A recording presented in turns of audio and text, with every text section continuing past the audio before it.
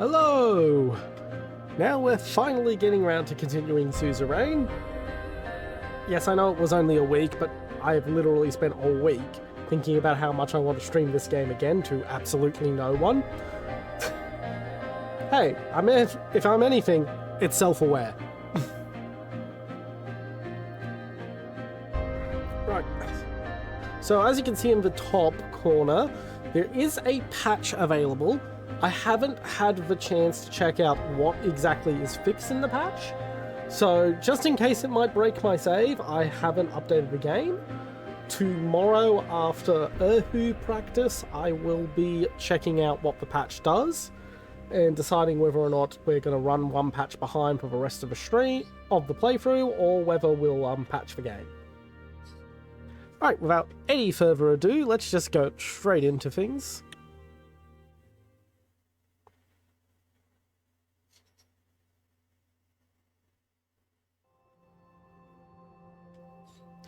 Why does it keep doing that?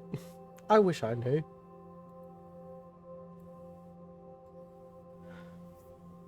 Okay, so we're right. Okay, so a recap. We are going for a planned economy. We kind of look like Fu Manchu. And we are just before the inaugural ball.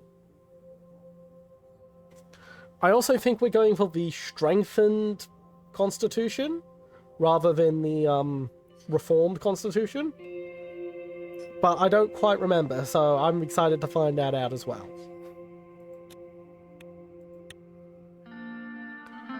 I had just finished buttoning up my suit jacket when the doorbell rang. The presidential guard had arrived to pick us up for the inaugural ball. The ball was a 3-decade-old tradition, breathlessly anticipated by politicians, bureaucrats, and the press. All eyes were about to be on me. I called on Monica to get the children ready. Looking in the mirror, I straightened my tie and took a deep breath. After tonight, there would be no turning back.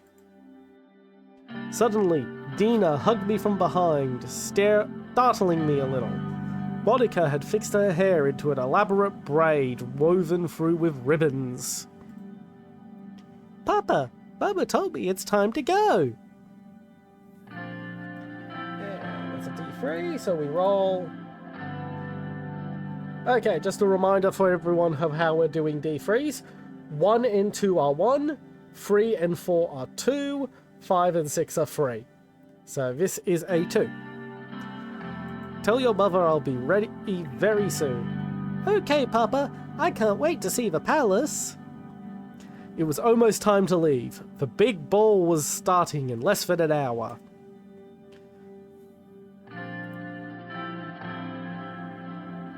And that is 1. Now, where's my first lady? Monica came down the stairs. She was wearing a simple yet elegant beige sheath dress and short heels. Her hair had been neatly pinned into a chignon, showing off the pearl earrings I had given her for our 15th anniversary. All those years she had stayed by my side. Now we were about to begin the most challenging chapter in our lives yet. Wait. Okay, yeah, that makes sense. I was about to question how long they had been married. That 15th anniversary was a couple of years ago. Right. How do you do, Mr. President?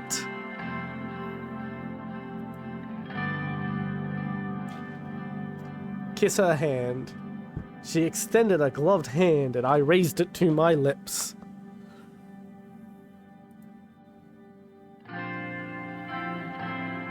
Monica, my love, you look as gorgeous as the day we married. Now there's that charm that got you elected. Frank trudged down the stairs. This thing itches. Frank tugged at the collar of his new tuxedo. He seemed ill at ease.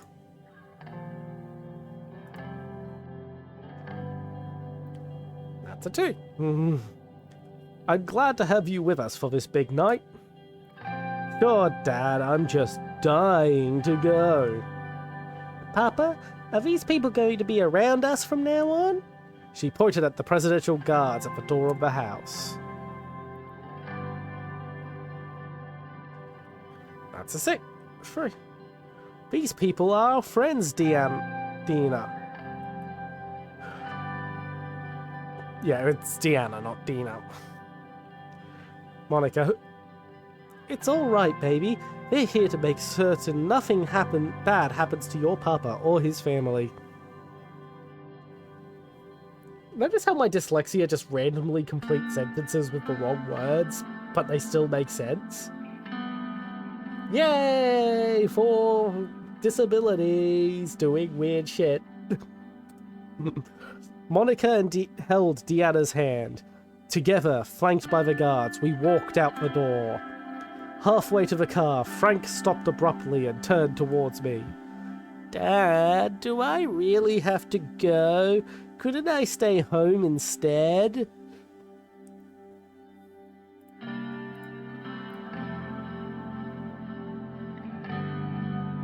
You did see how that wasn't really a roll, didn't you?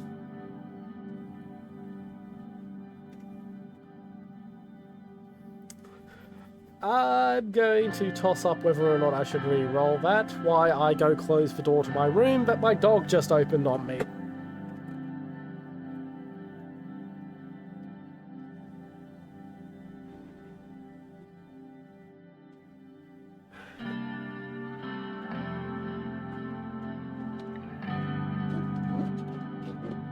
Every other animal in my house can open the door just enough that they can walk through. But that frickin' Rottweiler just has to throw the whole thing open as wide as it can every time it walks in. Okay, I am gonna re-roll because that wasn't a real roll. Okay, that was a real roll.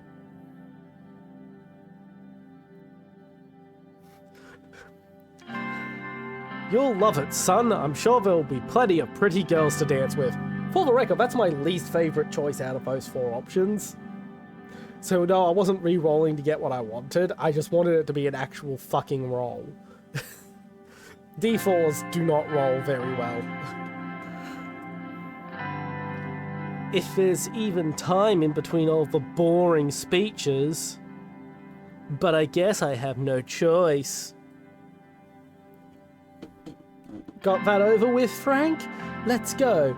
The car is waiting. The presidential guard showed us the way as red and blue lights flashed around us. Sergei, my driver, ushered us into our armored limousine. Is it Sergei or Serge? I'm just going to pronounce it however I feel like in the moment. If you happen to know any of the devs of Suzerain who can actually set me clear on whether it's Serge or Sergei, please ask them to at me on Twitter. I mean, no one's watching this, so no one actually knows any devs of Suzerain in the audience. But it's still nice to ask. The motorcade started moving towards the palace. I gazed out the window, deep in thought.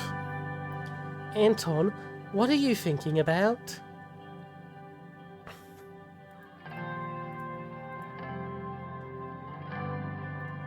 Nothing. Nice car, isn't it? I know you have a lot on your mind, but you deserve to relax tonight. Just remember, no matter what happens, the children and I will always be here for you. I'm gonna help Papa fix everything! Frank rolled his eyes. I know you will, honey.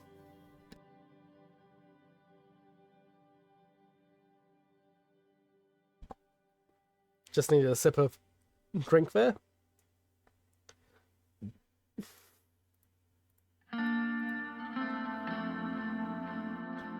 We'll see, darling. After what seemed like just a few minutes, the convoy slowed to a halt. Sergei rolled down the limousine's soundproof partition. We are here, sir. Hope you enjoyed the drive.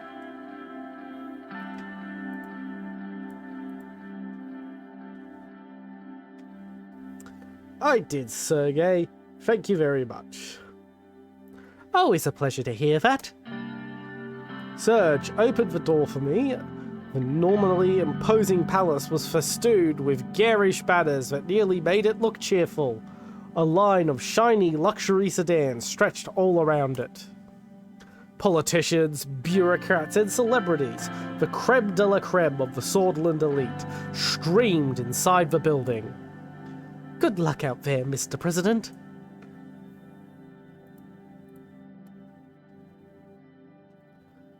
I'll see you on the trip home. I stepped out and immediately found myself surrounded by loud voices and camera flashes. Hordes of eager journalists thrust their portable microphones my way. My guards fended off most of them, but one woman managed to dodge them and corner me. I recognized the Swordish Broadcasting Corporation logo on her press lanyard. Mr. President, do you have a plan on working together with the opposition parties on the expected constitutional reforms?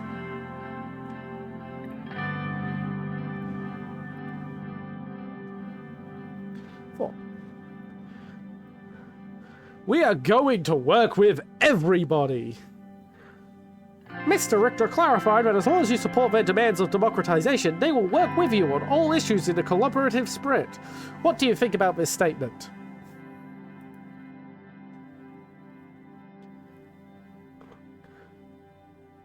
We want the other parties to join him in this endeavor. One more question. One of your first acts as president was to veto a campaign finance law that would have deprived small parties of public funds while increasing those channeled to your own.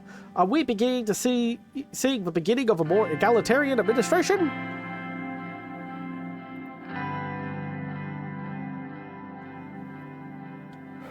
I just didn't want to cause too much of a stir on my first day. That's enough, ma'am, said one of my guards while nudging the reporter away from me. A path through the crowd was now open, and we quickly made our way to the entrance of the palace. At the same time, a dozen fireworks went off. The entrance was decorated with beautiful ribbons in Swordland's colours of white, yellow, and maroon. A lush maroon carpet had been rolled down the stairs. We entered the lobby and joined the throngs of people making their way towards the ballroom. Behind me, I heard a familiar voice. There they are, the most beautiful family in all of Swordland. Uncle Peter! Hi, Uncle Peter. It's great to see you. You two are growing faster than I am getting wiser.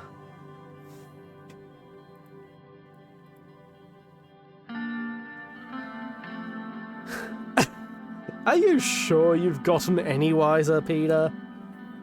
Maybe not. After all, I'm still sticking with you.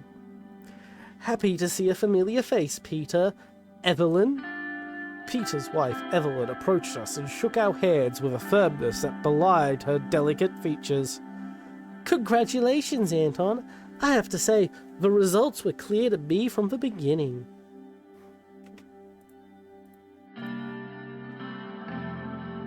That wasn't a fucking roll. That was a roll and it landed on the exact same thing. As you can see, I just want it to actually roll. There's a woman behind every successful man. What a gentleman. Monica smiled at me. Monica, how are you? You've barely said a word. I'm more than relieved to have this roller coaster ride over with, but of course, now the real work begins. Ah yes, managing the help, planning parties, daily trips to the salon to look your best for foreign dignitaries. Oh, don't be so old-fashioned, Evelyn. I plan to use my power as First Lady to advance the position of women throughout Swordland. Equal rights for our sex are long overdue, wouldn't you say, Anton?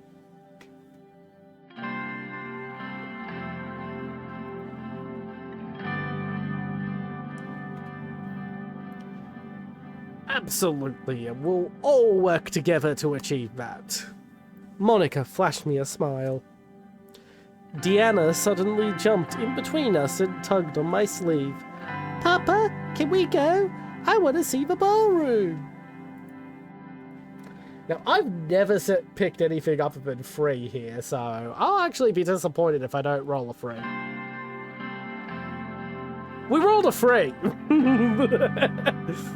Of course, darling. Let's not delay any longer. We moved to the ballroom. Inside, we were yet again surrounded by a noisy crowd, but this time it was all the politicians who sought to appease the new authority in Swordland. I spent the next few hours shaking hands, joining various conversations, some serious, some superficial, and making speeches.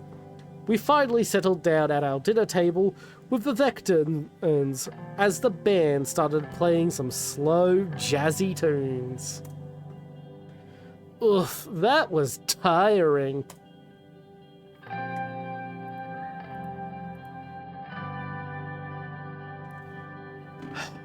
We have to get used to it.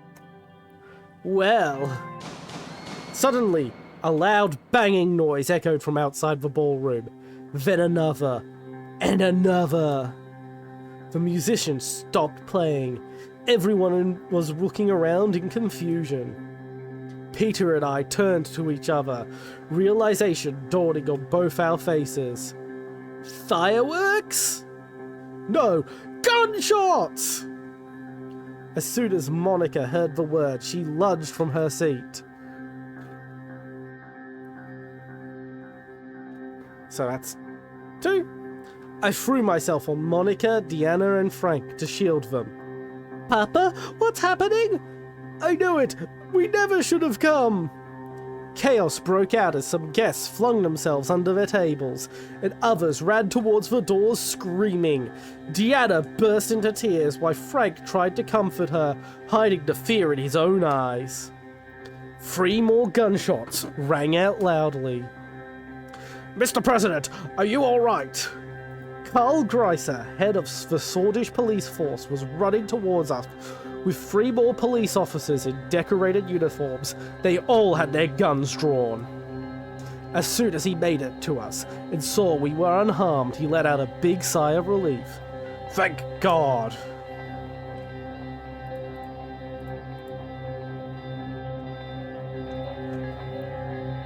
What the hell is going on?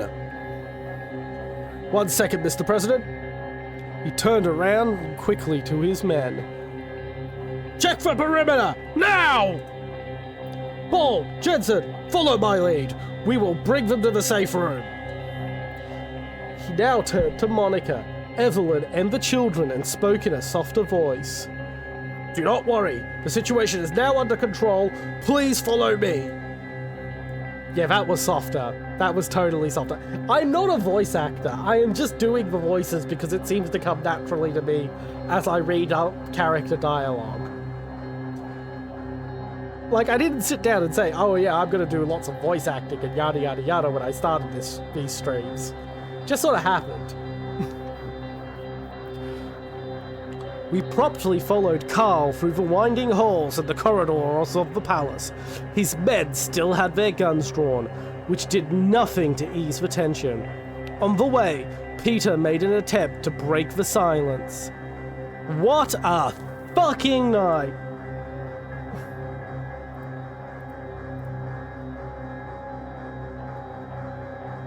Can't you shut your mouth for a bit? Carl turned to us with a serious face as we were about to round a corner. Quiet, please! Sorry, I talk when I get nervous. Peter, shut up! Carl flipped a switch on the wall and the panel opened, revealing a hidden staircase leading to a large, reinforced door. Inside, a set of emergency lights flickered on. The safe room was comfortable and spacious, with expensive-looking leather sofas.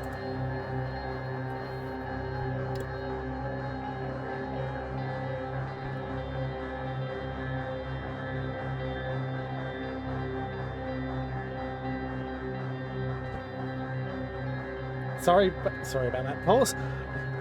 Small security monitors on the wall displayed grainy footage of each room in the palace.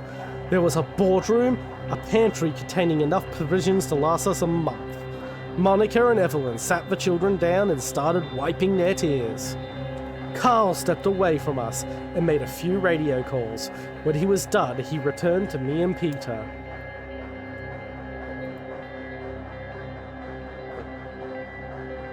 Are we under attack?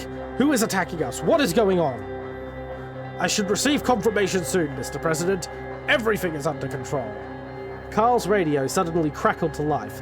Every second felt like an eternity as he pressed his ear to the receiver. When it fell silent, he turned to us. Good news. We are not in any danger at the moment. The situation has been dealt with and the perimeter has been secured by the guards and the police. He glanced towards Monica, Evelyn, and the kids. If I may, sir. He gestured towards a more private corner of the room and started speaking more quietly.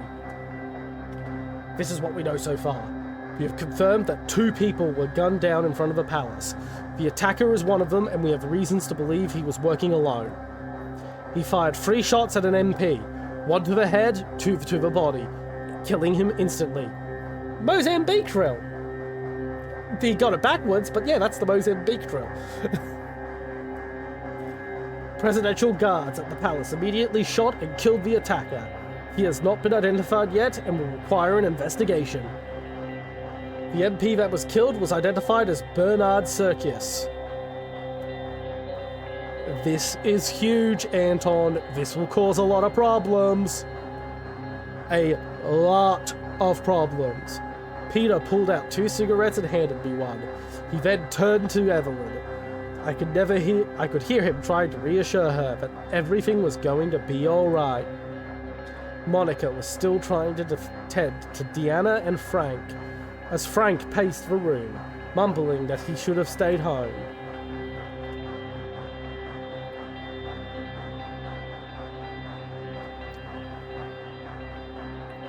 Peter, old friend, what the hell have we gotten ourselves into?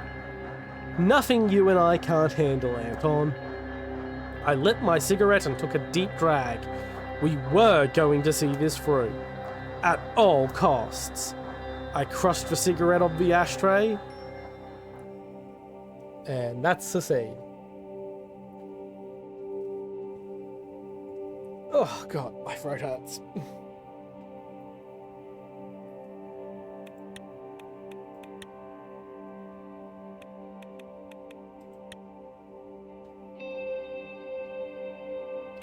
Okay, so Monsoon Leke has now become the spokesperson of the Independents instead of Bernard Serkius. Swordland today. MP shot. Nation in shot. Oh my god, how do words work? How do words work? MP shot, nation in shock. Swordland has been shocked by grave news today as an elected member of parliament has been shot dead in a suspected political assassination. Police sirens were heard round the clock today as the whole sword police force increased security measures around the capital. The fact that such a violent act happened at the heart of the capital during the new president's inauguration celebrations has worried many citizens. The Red Youth has reportedly promised revenge. This seems like it has the potential to be a spark that would swirl Swordland into the political violence of the 1920s. Yes, hello, dog. My dogs are begging for attention right now. That's why I seem a little frazzled and distracted. I'm trying to pat dogs and read at the same time. And it looks like my cat also wants some attention.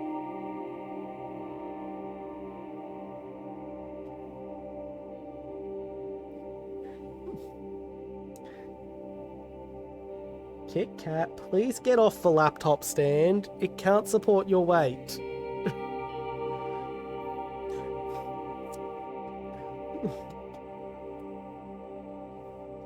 Oh god.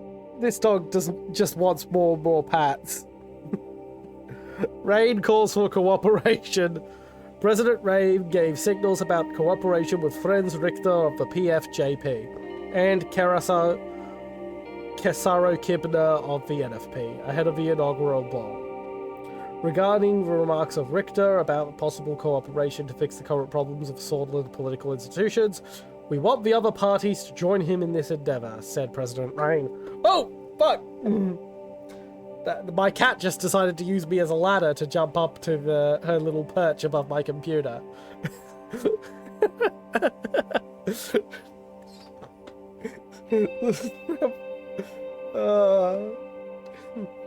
Normally she gives me a warning when she's about to do that. Richter has long been vocal about his democratization plans, but maybe his demands for constitutional change might finally become a reality if President Rain leads a bill together with Richter's PFJP.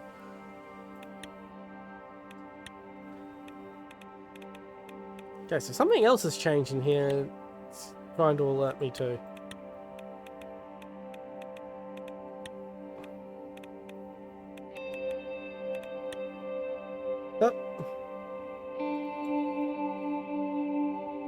Okay, we're working on the L1 high-speed rail. I forgot whether or not we worked on either of those. City information, high-speed rail project. Security increased. Security measures at the capital have been heightened after the murder of Bernard Circus. The mayor of Holsword reports that everything is under control. Security around the Marine Palace has been increased with the combined efforts of the Holsword Police Department and the Presidential Guard. Additionally, the entrance procedures to the Paris are being revised with advice from security professionals. The police chief, Karl Greiser, had reported that an investigation has been launched on the murder of Bernard Circus.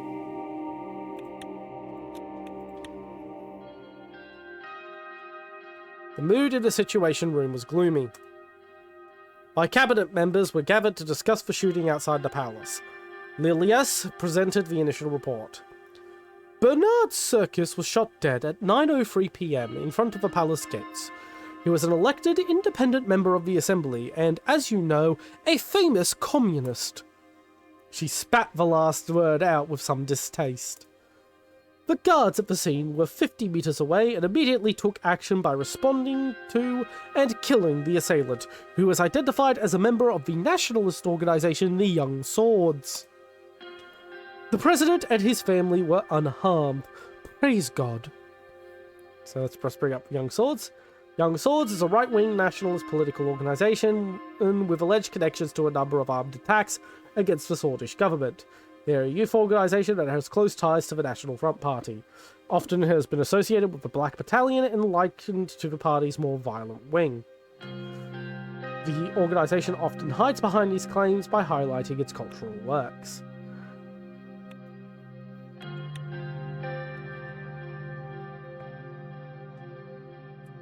Juno.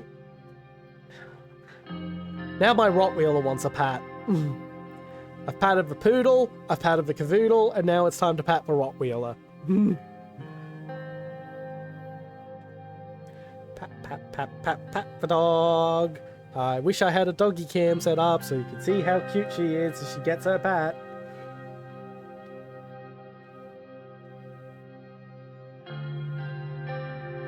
There you go. Okay, 4.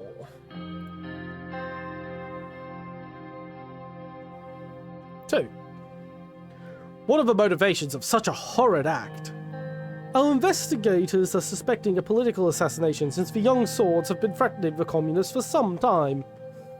This may well create a dangerous atmosphere where the left versus right political violence of the 1920s could spark once again.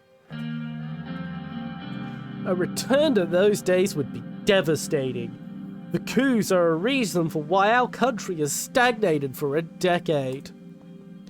Nia Morgner, Minister of Justice, sighed. The Red Youth has condemned the killing but didn't stop there. They're promising revenge. This will in turn spark further aggression from the Young Swords. The whole cycle started because Bernard Circus expressed his views. We can't simply look away. Nia had always been one of the only members of the Justice Ministry truly deserving of that name. She had survived countless attacks on her character while fighting corruption within the ministry, and rising to power had only compounded her sense of moral duty. Freedom of expression is part of our constitution. We can't have anyone, let alone an MP, shot for voicing different opinions.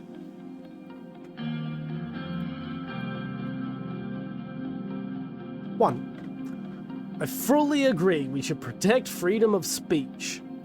Our laws do, and for good reason. Silencing voices only results in fear and stagnation inside society. We had that before, and know very well how it was. I hear your concerns, but our police do their best effort to uphold the rights of citizens. We will prevent such an act from happening again by making certain our security measures are re-evaluated. Minister of Defense Joseph Lancia grunted in approval. He towered over the rest of us in full military uniform, his many war medals conspicuously on display. Agreed, ma'am. Our gendarmerie will help boost security in the rural areas where possible. There may be more violence to come. And now I've got my other cat begging for pats as well. Every animal in the house seems to want pats at the moment. So, forgive me if I stop every now and again to pat cats and dogs. You are old lady. Oh, something bite on the lip. I'll have to have a look at that in a second. Doesn't look infected, thankfully. Okay. We should refrain from making the issue a political one from the start. It will only add fuel to the fire.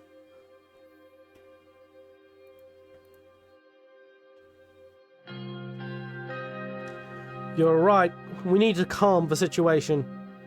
Our government is capable to maintain security. Our job will be to reduce tensions. Several police cars rushed past the Maroon Palace and everyone went silent. Regardless, a full investigation into all involved parties is underway. We will find the subversives and punish them soon enough, Mr. President.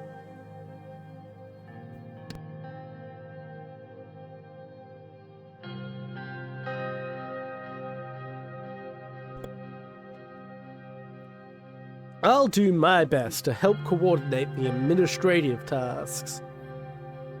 Justice will be served, and the rule of law will return to this country stronger than ever. Only if we stay vigilant as a country. We must think about the upcoming budget.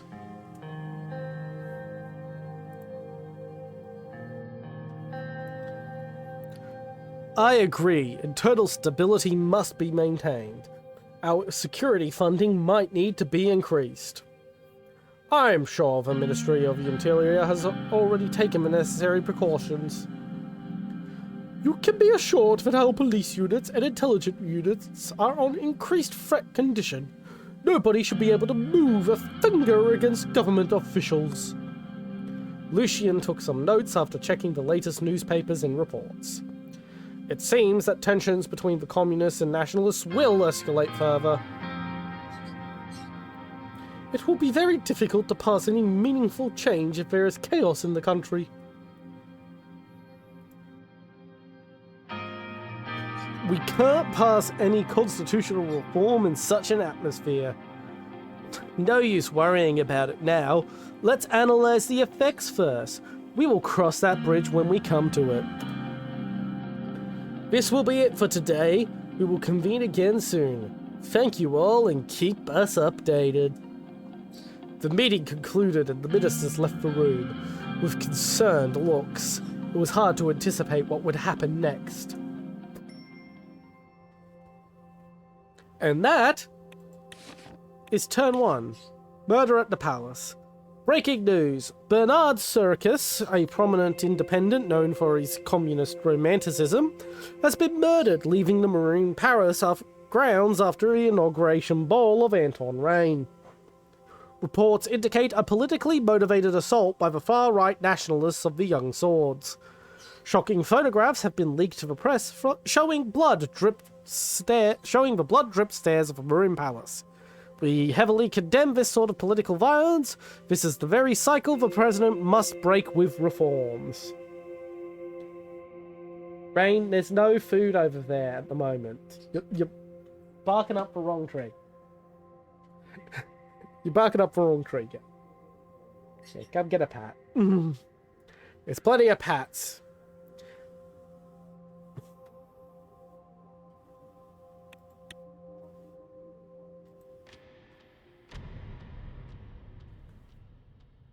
A few days later, we are now on turn 2.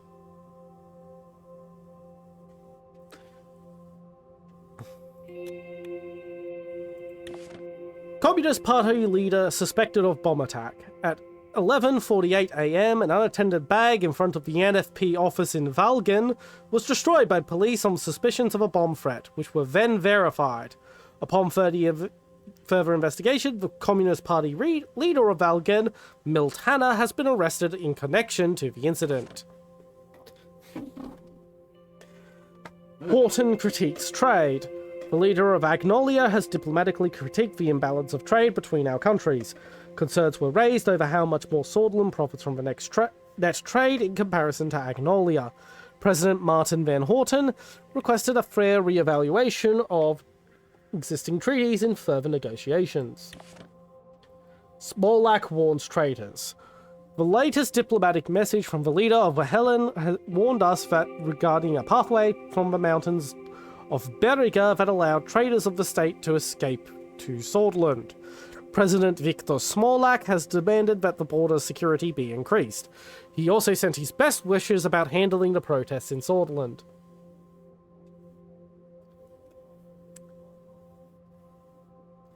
Victor is a funny guy. Sol Dam at maximum capacity. The Sol Dam has reached its maximum capacity today. The dam, a crucial element of the city's infrastructure, has been handling an enormous amount of water inflow recently. With the reservoir full at capacity, the dam's operational efficiency is under scrutiny. Maintenance checks are being conducted to ensure the dam's safety. Illegal KA-74 seized. A cache found with Roomba-made weapons, including 47 brand new KA-74s, 2,854 bullets, 12 handguns, 27 grenades, and bomb-making equipment were found in the basement of an abandoned house in Suzerain. No suspects have been detained yet. The investigation is ongoing to determine the origins of the equipment. Let's just try tweaking this. Okay, now it's a bit more readable for me on my main monitor. And let's see if I can also... There we go. Much more readable.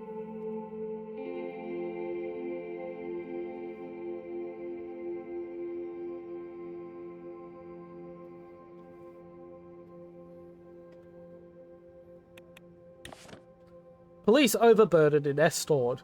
We have been receiving reports of a lack of equipment and staff from the police forces in Estord.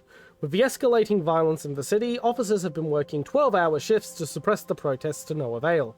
The police commissioner of Estord has requested reinforcements and extra supplies of tear gas from the nearby cities. Reports of BFF activity in the capital. Chief of Police Karl Greiser reports that 2 Bludish women with affiliations to the Bludish Freedom Front, BFF, have been caught in Holsword before they could execute a terror attack at a crowded rally.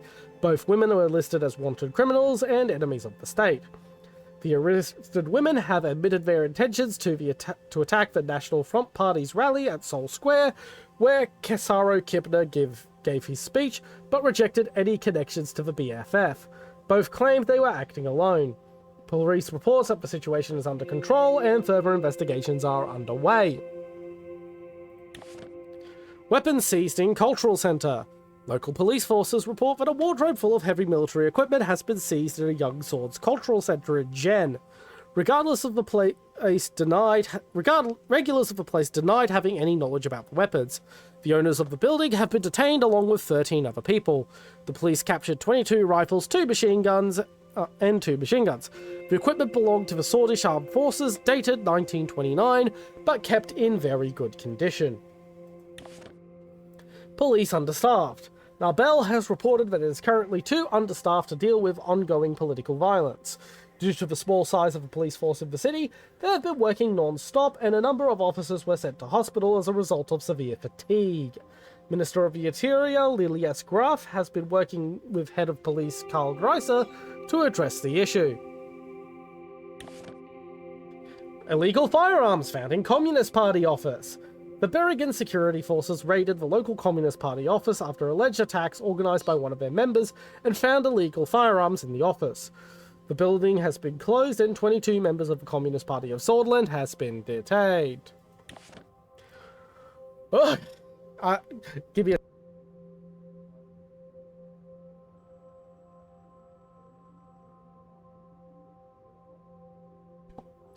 I needed that drink. Young Swords youth wing leader dead after terror attack. Local Young Swords youth leader in Suzerain, aka Lakteuren, has claimed responsibility for the organised attack in the British market that resulted in the death of 7. His base of operations have been raided, where he was found dead inside with 2 bullet wounds to the back of the head. The scene was organised to make it look like a suicide. Oh yeah, I totally believe that was a suicide. We were not able to get information about the location of other ringleaders connected to the terrorist attack. Yeah, that seems legit. And we're now in Kharkiv. Yeah, so the whole country's on fucking fire. Oh yeah. Nice, relaxing game this, isn't it? Just listen to that calming music. Swordish politicians shot dead. A Swordish poet and politician who'd spoken out about the idea of the dictatorship of the proletariat was shot dead during the evening of Anton Rain's inauguration ball. Bernard Circus, a 53-year-old Swordish member of the assembly, was shot dead a number of times by a gunman at the entrance of the Maroon Palace. He was identified to be a member of the Young Swords. Despite his radical views, Mr. Circus was elected to be an independent member of the Assembly in the 1953 elections, and sadly did not manage to live long enough to serve his duty. He was said to have repeatedly received threats from Swordish nationalists who viewed him as a traitor from promoting Malenievism.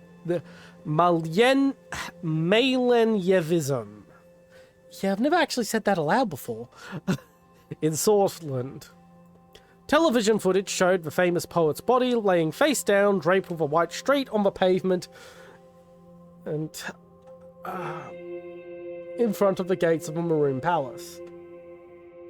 Lilias Graf, the Interior Minister, said she had assigned a group of leading military officials to lead the hunt for the killers.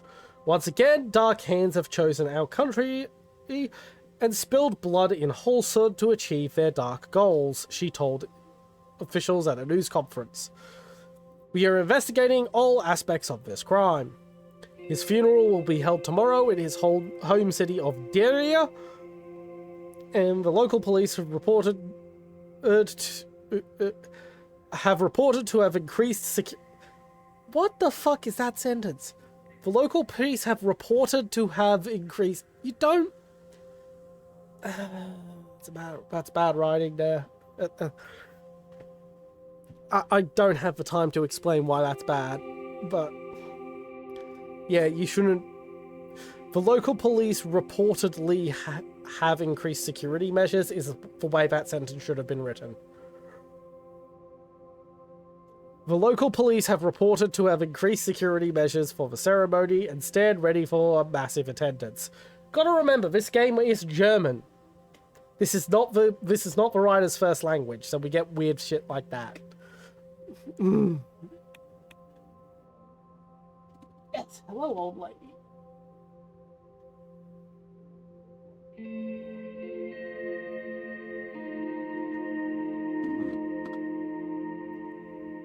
Right, let's see what Swordland today has to say. Unity despite differences. Swordlands has 2 paths to the future this year. It is critical to decide which path we embark upon. Amid a recession, the lack of stability and security caused by the death of Bernard Circus is an unacceptable reality. We need more jobs in a safe atmosphere if our country is supposed to grow and prosper. But how will we increase employment and open new factories if there is blood flowing down the streets? Swordland will never reach its goals as an advanced society if we descend into a downward spiral of splintering our nation. Of a splintering of our nation. You see, that's what I'm talking about when I say this game was originally written in is German, not English. No one would write that sentence in English. Peace and prosperity now and forever. Economists. The only way out of recession. Bailing out businesses. Oh yeah, I'm sure this newspaper has no biases, no ulterior motives behind publishing this. Swordland's economy has been displaying a downward trend over the past 2 years of Alfonso's presidency. If we want to prevent our country from declaring bankruptcy, we need a way out of this recession, and we need it now. The economic downturn keeps hitting hard at the businesses which are struggling to stay afloat. It's clear that a helping hand from government is required to control the situation. There is no other way apart from bailing out businesses to truly provide relief to the economy. This in turn should revitalize the economy by creating more employment opportunities and increasing production in Swordland. Or we could let the bad businesses go bankrupt and get bought out by the good businesses, at which point is in a fire sale, allowing for good businesses to expand while bad businesses go under. You know, we could do that.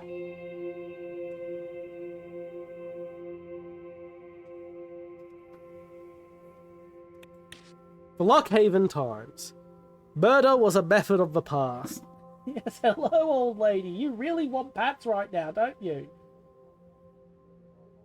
Oh, there we are. Okay, I'm gonna get up and see if this cat will accept food in exchange for giving me a reprieve from having to pat her constantly.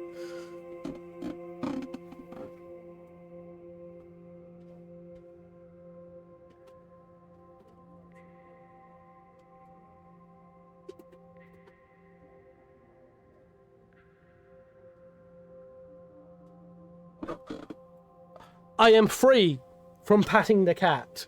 Murder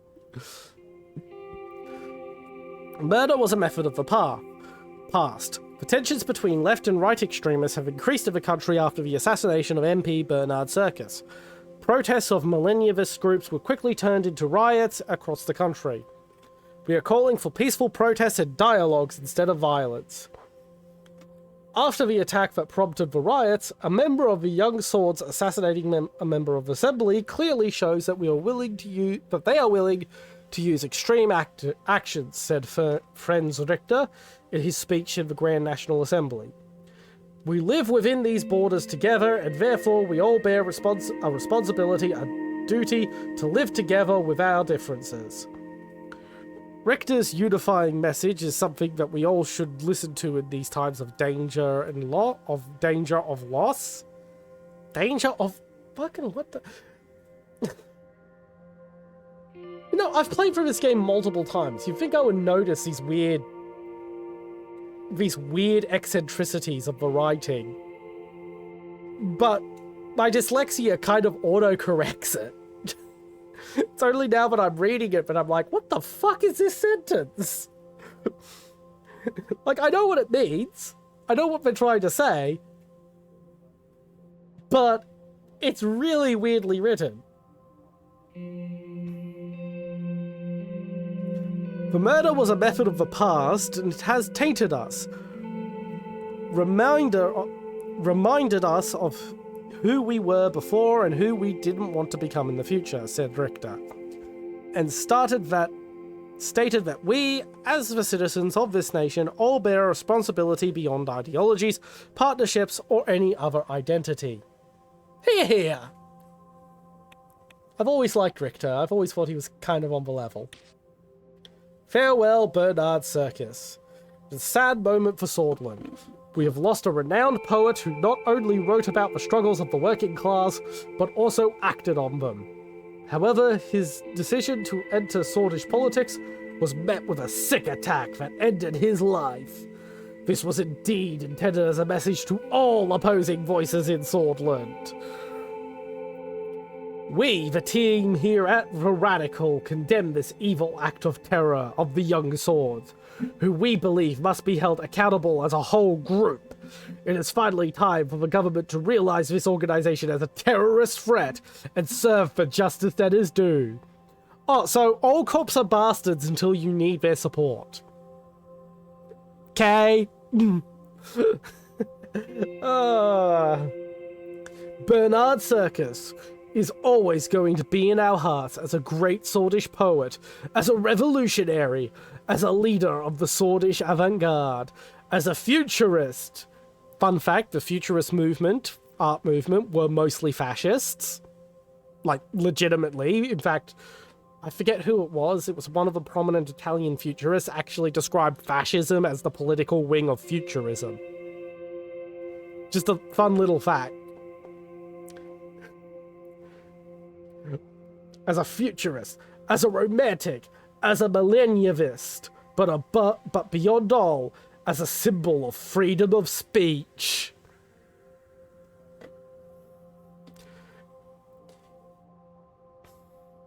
He is now a man who was murdered for speaking his mind. This cannot remain as yet another political murder of the sad reality of Swordland.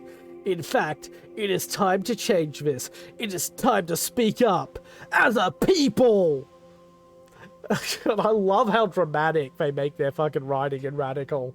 It is so much more entertaining than the rest of the newspapers. Even though you can hear me taking the piss out of them as I do it. I do not treat these people very seriously. But I like having them around. The most beautiful sea hasn't been crossed yet, said the great poet, reminding us to always have hope. Yeah, that is hope. And we must strive to have hope, and to make them a reality. To make them a reality. More ESL oddities. It is the best way to honor his memory. Bernard Circus will be laid down in Daria tomorrow. Any citizen who wants to pay respect is invited to attend.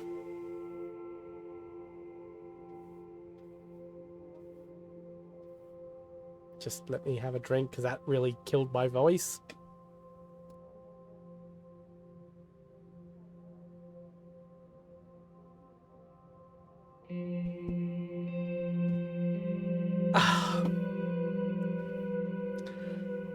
I really shouldn't be reading it like that, since it kills the back of my throat to do that voice, but I'm going to keep doing it.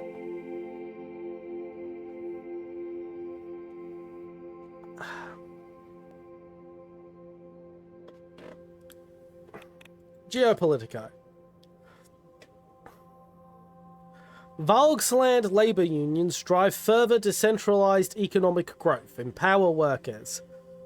Halem Valgsland, building upon the foundations of Valgslandian socialism, inspired by Emmerich Hagel's revolutionary ideas, labour unions are spearheading the next phase of decentralised economic growth and worker empowerment in Valgsland. This unique form of socialism, emphasising a federal economic organisation of society, continues to reshape the nation's political and economic landscapes.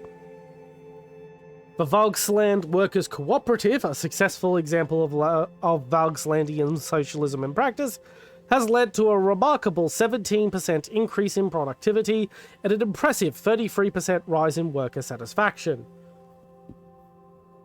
Encouraged by these results, calls for the expansion of the decentralized structure across various sectors of the economy have gained momentum. Now, the question is there anything else that was going on at the same time that could also justify these increases in growth, this growth in productivity and satisfaction?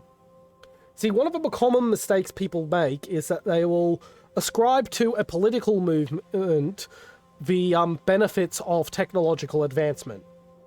So you'll often see people who are very left-leaning say, oh, look at the economic benefits that Russia had under socialism. But what actually was happening was industrialization. The exact same boost to economic output occurred in the United States and England without socialism decades earlier, because when they industrialized. And basically it was going to happen, the boosts that the socialists are taking credit for was going to happen either way, with or without socialism. In light of these successes, Valgsland's Minister of Labour, Frida oh my god, how the fuck do I pronounce Albrechtston? Fucking German names. Albrechtston. So, Frida Albrechtsson recently unveiled a new initiative in Haarlem aimed at further expanding infrastructure, promoting scientific and technological advancements. We believe that the principles of Valgslandian socialism offer a sustainable and equitable path for our nation's future, Albrechtston stated during a press conference in Stalholt. As Valgsland moves forward with Emmerich Hegel's vision of a decentralized egalitarian society, the nation is solidifying its position as a leader in the socialist thought and policy making, both at home and abroad, with labour unions at the forefront of this movement. The ongoing development of Valgslandian socialism offers a promising blueprint for other nations seeking to implement similar reforms. So, I'm guessing Valgsland is syndicalist rather than communist. So, syndicalist, basic, communist, we all know how communism works, just look at the Soviet Union. The idea behind syndicalism is to build a socialist nation that exists as a union of unions. Basically, instead of electing your local representative as like, oh, the representative of, I don't know, Sydney, to the Parliament of Australia, a syndicalist Australia would instead elect the Sydney Steelworkers Union representative, the Sydney Furniture Makers Union's representative, the Sydney Grocery Workers Union representative. Basically, the union bosses would be your representative to Parliament. That's what I'm getting from the Valgslandian socialism descriptions, that it seems to be similar to syndicalism. I'm not sure if it is exactly that, but hey, that's interesting. That is interesting. I'd love to see, if it is syndicalism, I'd love to see it. I'd love to learn more. Arcasian PMC descends on Marrowbone amid resource extraction controversy. In the midst of a political unstable situation in Marrowbone, the largest Arcasian private military corporation, Palantor Security Solutions... Oh god, that is referenced to like 3 different fucking real-life organizations, none of whom are involved in PMC work. Palantir is a private human corporation, not a fucking security company.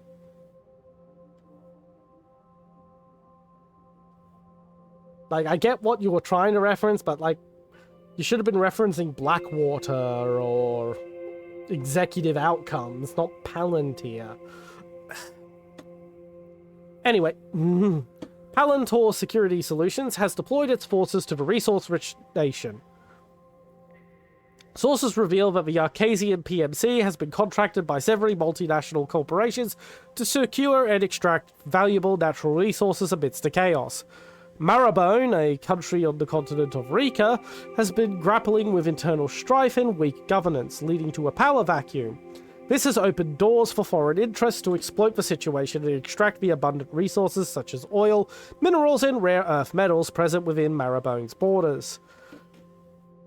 Reports suggest that PSS has already established several forward operating bases near key resource extraction sites, raising concerns about the long-term implications of this move on Marrowbone's sovereignty. Yeah, this really sounds... The way I'm reading this really should have been a reference to Executive Outcomes, not Palantir. Because this is more Executive Outcomes wheelhouse than Palantir's.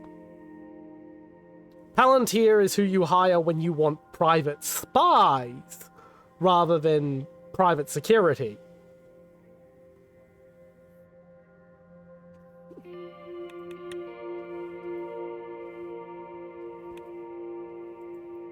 Nice family portrait. Ah! That's going to be useful. I've never actually clicked on the journal. So, yeah.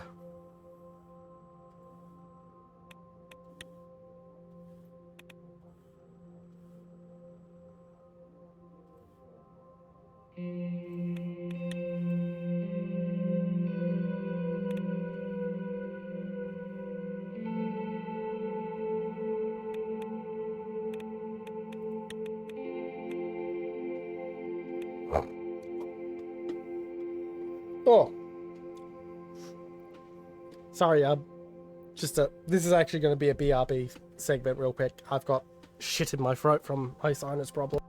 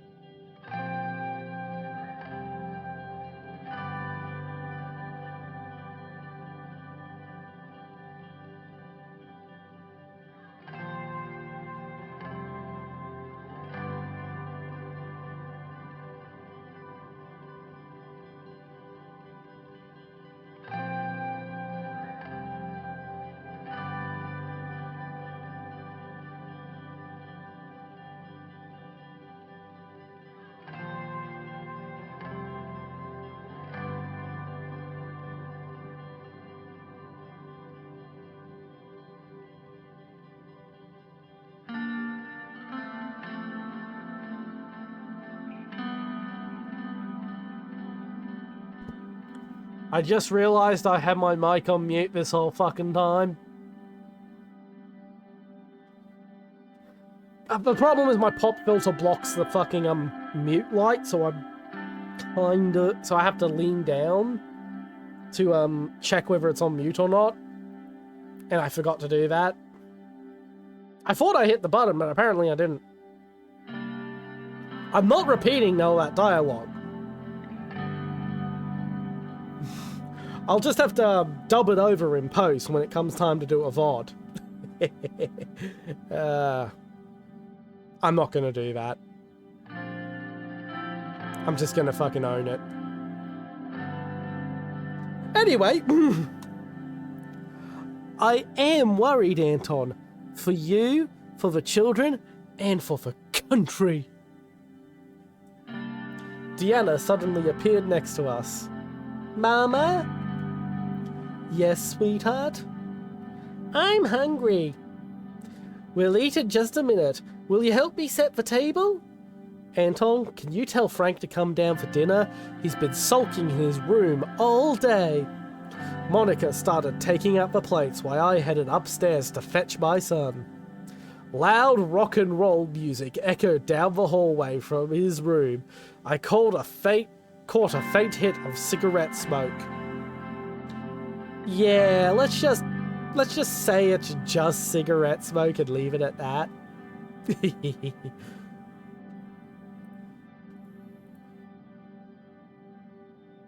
Open the door. I tried to open the door. The door was locked. Frank, turn down that racket and open the door. The stereo in Frank's room clicked off. All right. He unlocked and opened the door. What do you want?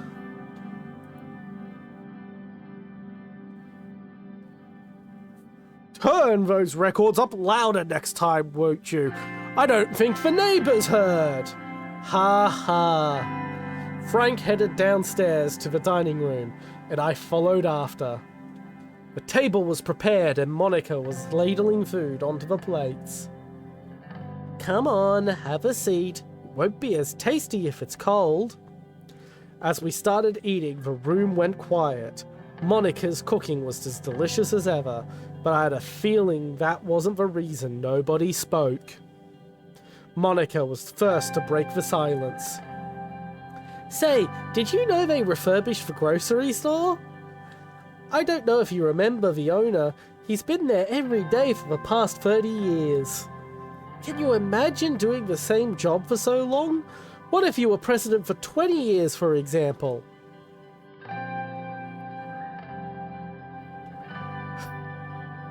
"20 years of this, I'd be dead."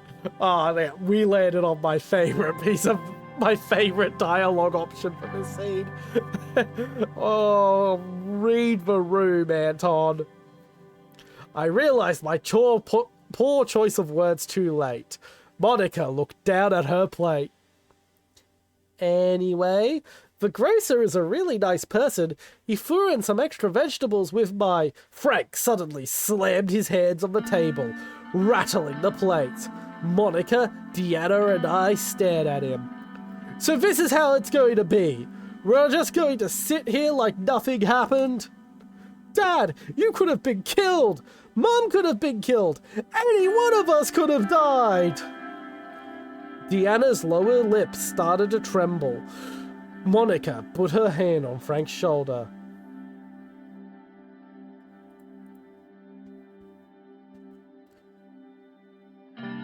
And yet, we are all still alive. But now, but how long until this happens again?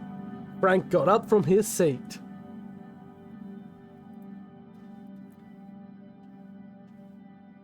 Frank, sit down now. Frank took his seat again, scowling.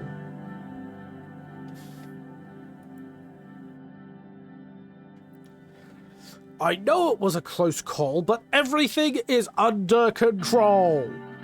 How? How is this under control? You don't need to know the details. No, it's always like this. Frank, listen to your father. If your father says we don't need to worry, then we don't need to worry. You have to trust him. Monica turned to me. We all have to trust each other. Things calmed down a bit at the table. We finished our food in silence. Frank got up first and retreated back to his room. Monica lifted Deanna up and plopped her in front of the living room TV before returning to the table. She sat down across from me. Anton, he is still young.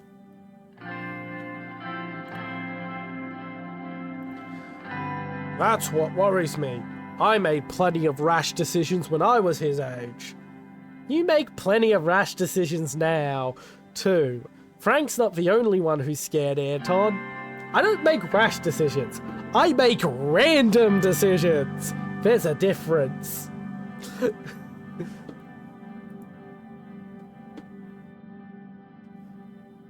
I worry too, Monica. Things might escalate. She got up, stood behind me and massaged my shoulders for a moment before leaving me alone in the dining room. I sat alone at the table and drained my glass of kibish. Had I been lying to Frank and Deanna? Was the threat to my family truly over? Time would tell.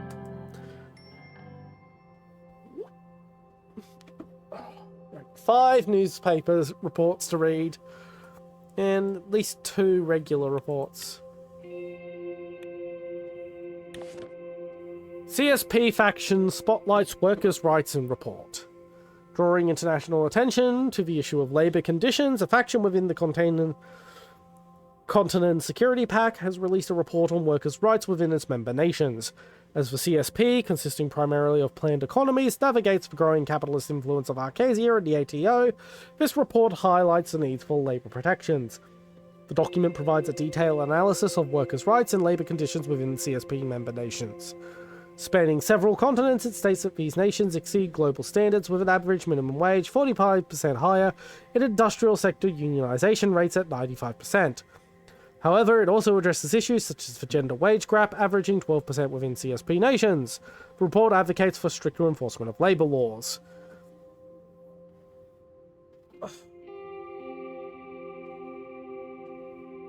Next, I get a bit of a crane from turning between the 2 screens in my setup. So I don't know if I've described my setup for running this game. I've got the game running on my laptop to the right of me, and OBS is on my desktop to the left of me. And my mic's in the middle. That's why I'm constantly seeming to turn around all over the place, why I'm looking over here while reading shit, where my eyes end up closed due to the way my webcam tracking's set up. If I could mount my webcam on top of my microphone, I would. I think that would actually work really well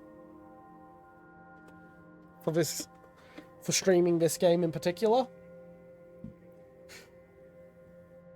I'm not certain. I'm tossing up possibly moving the webcam to the laptop, like I did with Shogo. Ooh.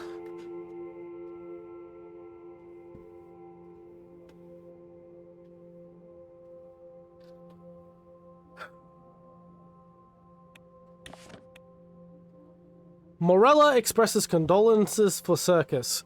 In the wake of Bernard Circus's untimely passing, Prime Minister Alma Sultana of Morella conveyed heartfelt condolences to the people of Swordland. The leader recognises Circus as an influential poet and advocate for millennialist ideals, lamenting his loss as a blow to the literary and political world. She called for the memorialisation of Circus's contribution to social discourse and reaffirmed Morella's commitment to the ideals he espoused. So, if you're unfamiliar with Morella, Morella will pop up in the DLC. At the time of the DLC, they have just switched to being communist from being capitalist.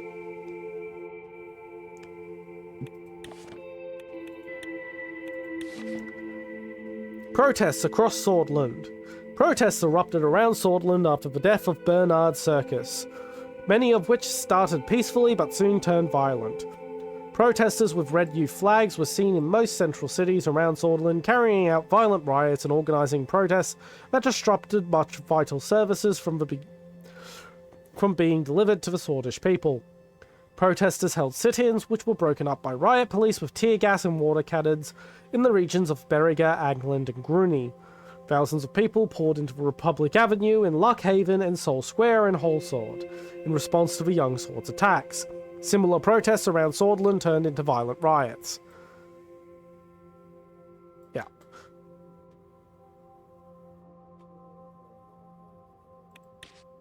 Swordland today. Protests in Grooney. Protests are taking place throughout the Grooney region in response to the assassination of Bernard Circus. The protest raisers raised words work. The protesters raised their concerns about the young swords and the increased cost of living and inequality prevalent in the country. Large rallies have been organised in the city centres of Benfey and Borin. A large congregation of Red Youth members have organised sit-ins and protests aimed at hampering public transport in the city of Valgan, which brought the city to a standstill for a few hours before riot police came to disperse large groups of protesters at transportation nodes.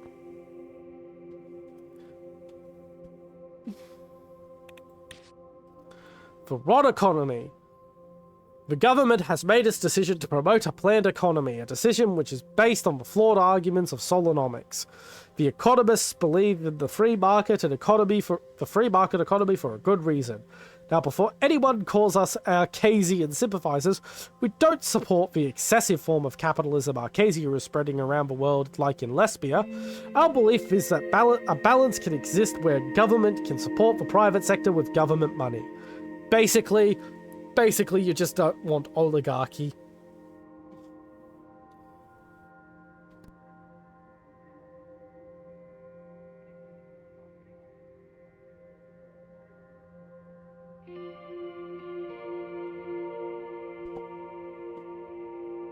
Businesses could take the needed economic planning burden off the shoulder of the government. We disagree with a planned economy simply because you can't properly manage everything in a society, where the people need to be able to determine their own future. The Swordish people do not deserve to be shackled, and it is sad to know that President Rain doesn't think the same way. Political chaos. Political violence has surrounded Swordland since yesterday. While officials from the police claim to have the situation under control, protests are turning into riots and the violent attacks are occurring across the country. NFP and LUS call for protests. Casaro, why do I always call him Caraso? It's Casaro. Casaro Kibner of the National Front Party has called a rally to condemn the communist influence from United Contana and called the violent protesters as traitors to Swordland. These Millennialists are roaming in our streets, conducting violent attacks in disguise as peaceful protests. We can't let them exploit a man's murder, said Kibner in a press conference. Oh, God. Yeah, there's a real serious kink in my neck.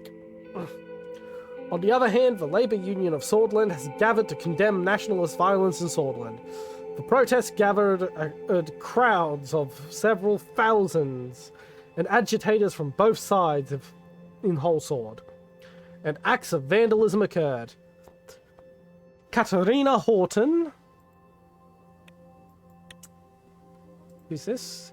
Katarina Horton is a Swordish Labour leader, politician, and activist of British descent. Okay, yeah. Katarina Horton accused Kibner for provoking the public. Oh, God. Give me a sec, I've really got to rub this sore neck.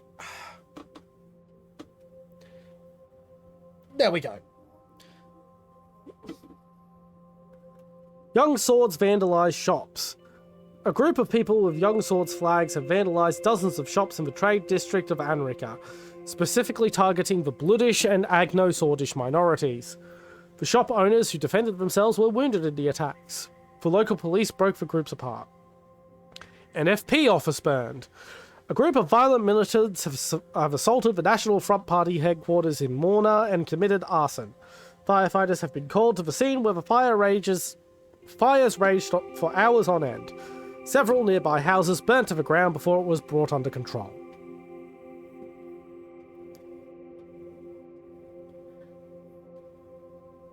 I won't have these neck problems when I get my new chair. I've already ordered it. I've just got to wait for it to turn up. I'm currently using a dinner chair rather than an office chair. When I get an office chair that can swivel, I won't be having these problems because I can just swivel between them instead of turning my entire head. This neck hurts.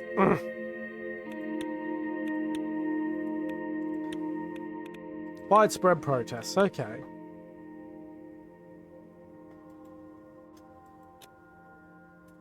Security briefing on the threats against Swordland. I arrived in front of the doors leading to the Situation Room. Today's security briefing was arranged in two parts, starting with internal matters and then moving on to external matters after a short break.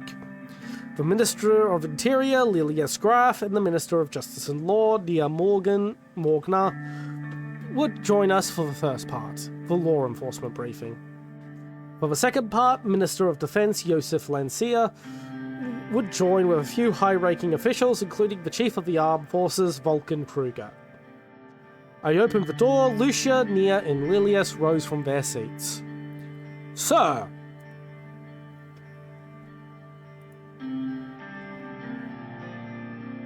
Nod. I nodded at Lucian and sat down. Everyone in the room sat down except for Lucian. He put on his glasses and went through the documents in front of him. Shortly after, he raised his head to address the attendees. Mr. President, ladies, we will be kicking off today's meeting with the internal security briefing. I am assuming everyone has already been over the agenda. We all have busy schedules, so without further ado, I will jump into our first topic. As we feared, the political atmosphere has worsened. The reports around the country indicate that the tensions are rising as we feared. What is the status on the Bernard Circus investigation? I have received news this morning that the investigation into the murder of Bernard Circus has concluded.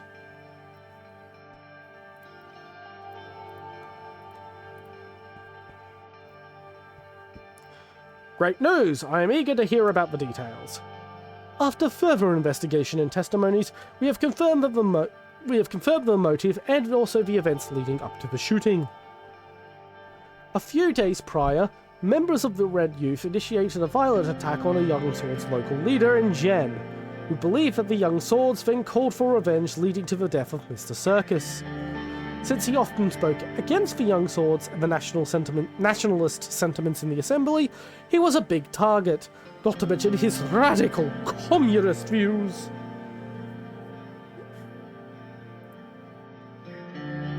That wasn't a roll. That was a roll. Political violence needs to stop. Now. Yes, we've kept it at bay for so long, but it seems that there are now new triggers. Lilias handed over a report and pointed at a highlighted section in the document. The investigation revealed a very troubling fact. The funding sources of the Red Youth have a clear link to United Contana.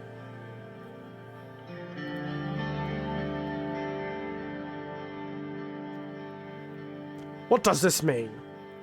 That the communist superpower is meddling in our affairs. Several Red Youth members with ties to the United Contana have been detained, and information extracted from them points to a preparation for a communist uprising in Swordland. It isn't unusual for the superpowers to influence other nations, but I think this case is a little far-fetched. The left lacks popular support in Swordland. Nia eagerly lifted her hand. I motioned for her to speak. I went over the report in detail. It would be wrong to jump to conclusions about a clear foreign influence yet. United Contana has humanitarian and cultural ties with many countries, including Swordland.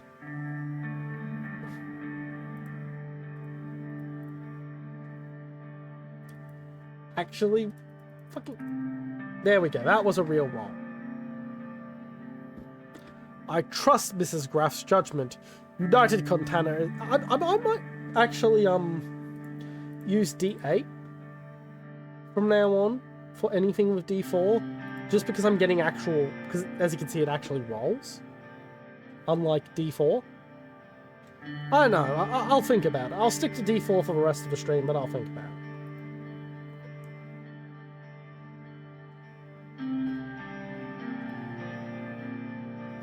I trust Mrs. Graff's judgment. United Contana is clearly trying to expand its influence. Mr. Rain, we have done our due diligence, and the funding, operatives, and strategy all point to a coup plot. She took a sip from her glass of water and continued.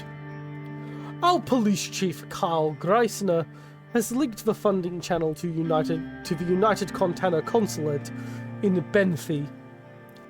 As we all know, the enemies of Swordland are many, but we also have threats inside the country.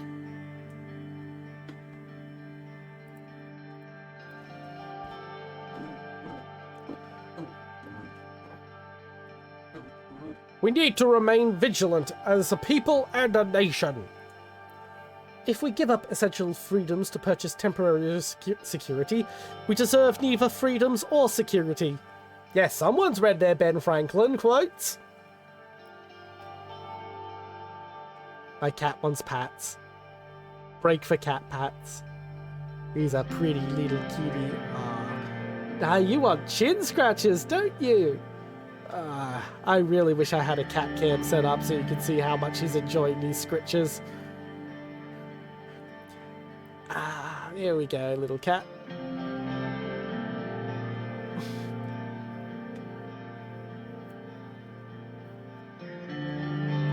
This is debatable, but yes, we know what more security and surveillance caused this country to be under President Sol. Let us not forget that President Sol, God bless him, brought stability after a long period of bloodshed and chaos. But moving on. Our highest internal threat comes from the estimated 20,000 strong Bludish Freedom Front, led by the imprisoned De Velen AG. They are a banned political organization, now a militant force that is trying to incite racial violence.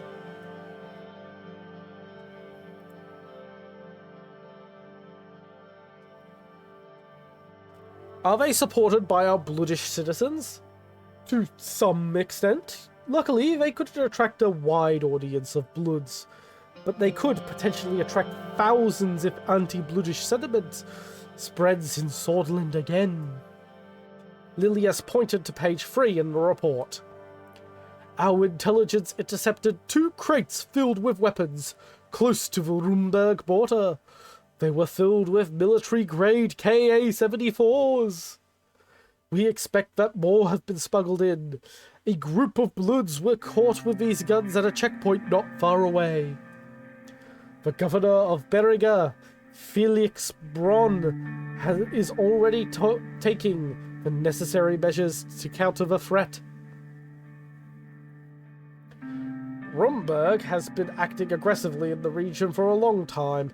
I'm not surprised they would attempt to weaponize the British people against us. This is worrying. Very worrying.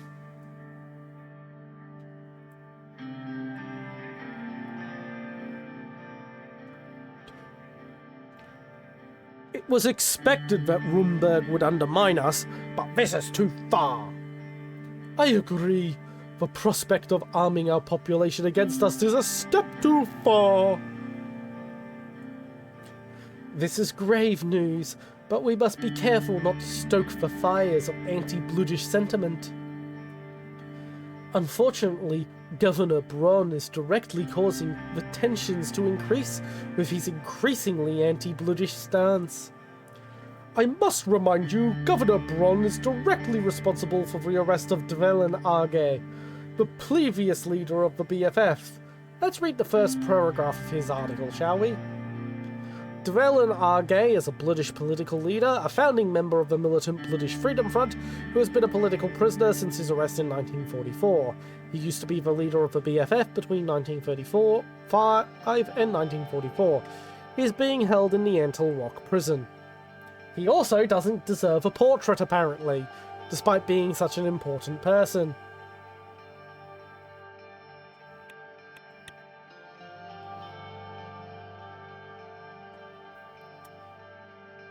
Wrong spacebar. It is true that his methods can be extreme at times, but it was his policies that kept the region peaceful over the last decade. He is misusing the powers given to him by Tarkin Sol. The insane authority of the governor is surely the root cause. It would be very difficult to revoke the special status of Beriga under the current circumstances, Miss Morgana. The President no longer has the authority Tarkin Sol enjoyed. For now, yes, but with enough justification for it, it would be possible. Anyway, we will be discussing this at a later time.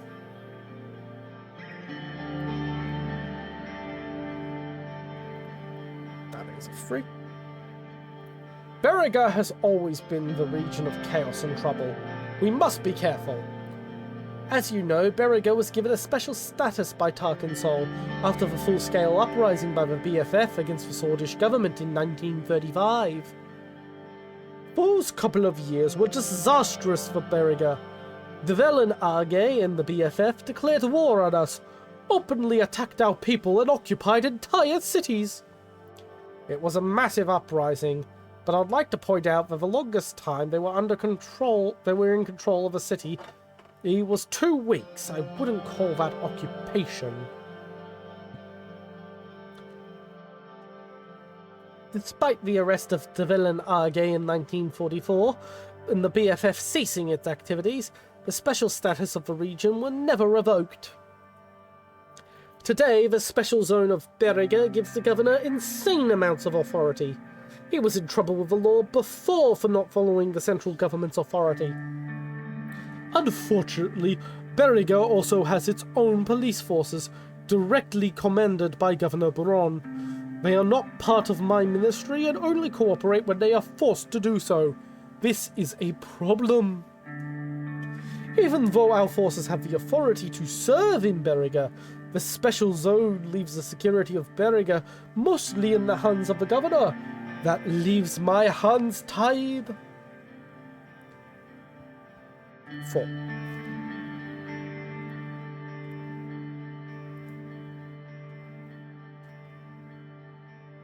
We must reverse this situation. It is absurd that the Ministry of the Interior doesn't have full control over Beriga's security. I agree. I have some ideas about it already, but we can talk about that at a later time. Nia gestured at Lilius. What is the second most important threat? It is the gang violence that is threatening Nargis and Agland regions. 2 prominent organized crime families are at war, and the potential for bloodshed is real. Just let me...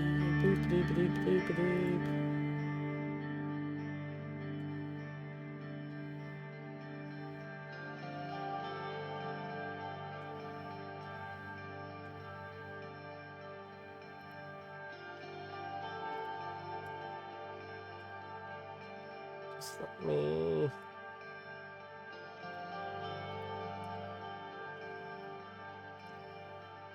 Just gotta report this bloody fucking scammer bot.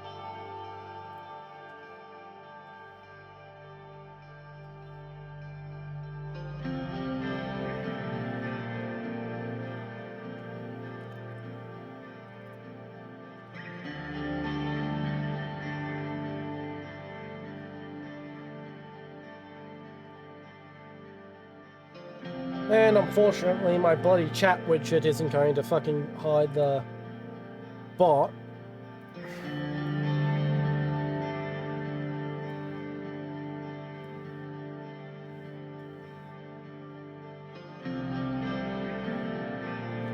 So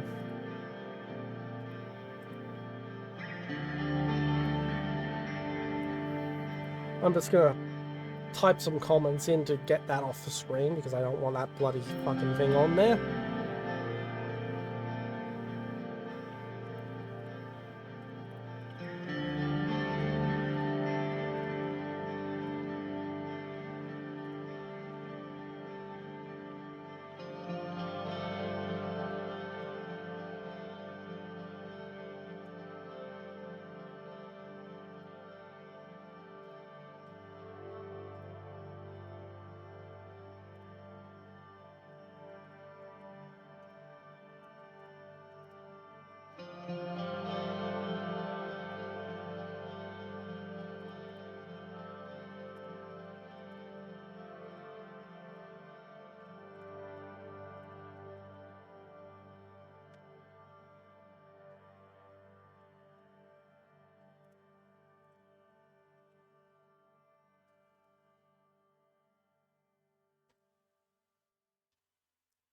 There we go.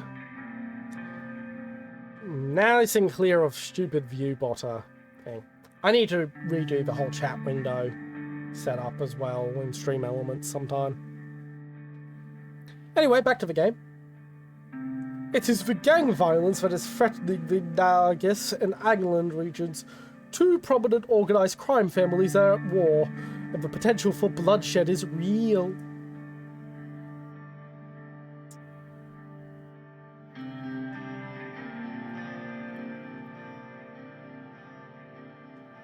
Which two crime families? Oh, is Random Chance gonna pull me down this fucking route for the first time ever? That will be hilarious. One is known as the Coronelli, and the other as the Skinner Cartel. They used to be allies until a recent disagreement. Both are active in the cities of Narbel and Estord. They are playing with fire. I want them gone. For good. While I agree it would make Swordland a better place, it will not be easy. These gangs exist because corruption is so common in our country. They buy our police officers and slip through checkpoints. Lilias Graf deeply sighed. I shall be honest with you. With our current capabilities, we may not be able to prevent the further arming of separatists while maintaining order in Beriga, Nargis, and Angland. If the law enforcement budget isn't increased, I can't be fully responsible for what happens. Our police units are spread thin as it is.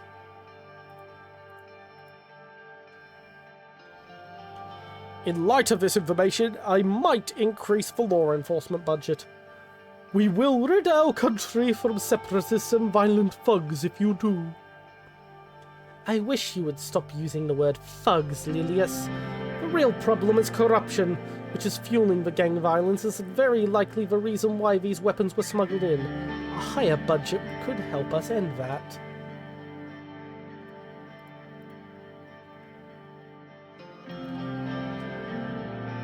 These threats seem more direct than a few bribes.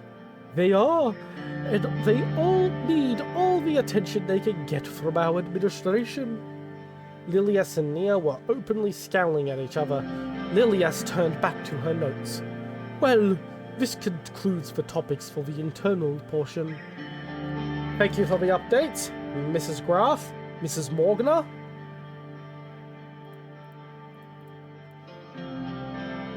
That wasn't a roll. Neither was that. There we go. All that to end up with the exact same result as the first roll. Thank you for your overview. Have a good day. Until next time.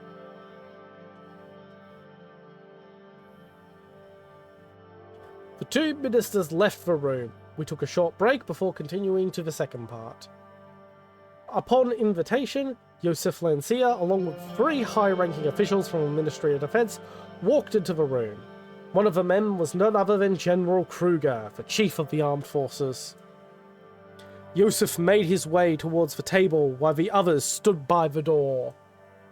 Mr. President?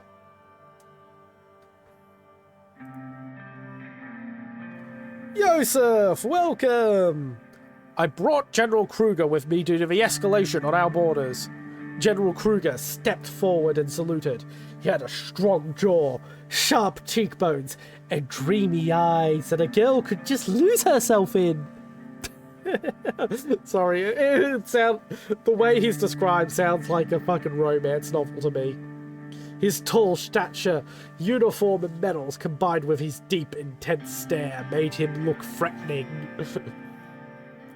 He was in his 70s, yet he had a bulky body that was a result of his commando training.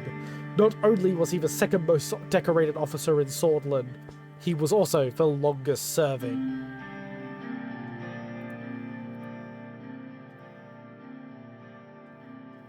Shake his hand. His handshake was firm, strong, and confident.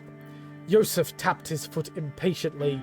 He seemed uneasy with the presence of another high-ranking officer in the room. Gentlemen, thanks for coming to this significant gathering. Let's begin. Yosef and Vulcan took their seats at the table while the rest of the officers stood by the door.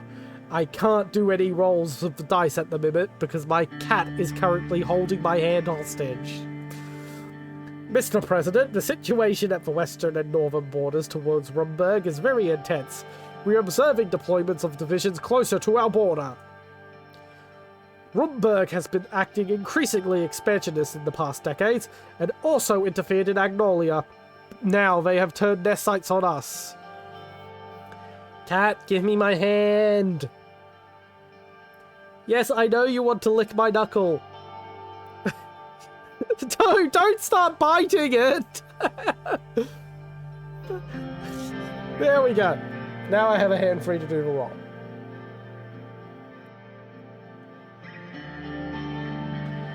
I trust the capabilities of our armed forces to handle any threats.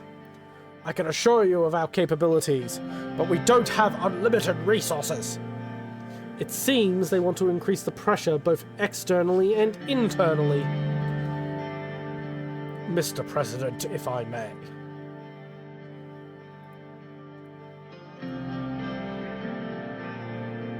Go on. The picture is becoming clearer. The latest information from the interior about weapon caches, and now there is an active military build-up close to our borders. The entire situation was analysed by our general staff, and our prediction is that a future territorial invasion by Rumberg.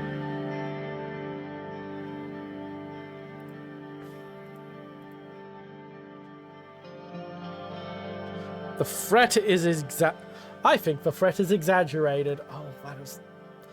With all due respect, I think you are underestimating what we could face. I require an increase in the military budget to enlist more soldiers. Only then can we stand strong against our enemies. The enlarged armed forces would hold them at bay. Vulcan is right. We do need an increase in the military budget, although we don't see exactly eye to eye on how to spend said budget. That much we agree on. I have my concerns about Rumberg too. We need strong allies to withstand such a superior power. They are our nemesis. Seriously, that is the least professional I've ever heard you hear Lucian. That is an understatement. Times are changing and war is coming. Mr. President, whether we like it or not, we must be prepared. During the election, you said nothing about focusing on our military. I ask you to reconsider and to increase the military budget. The future and safety of Swordland is in your hands.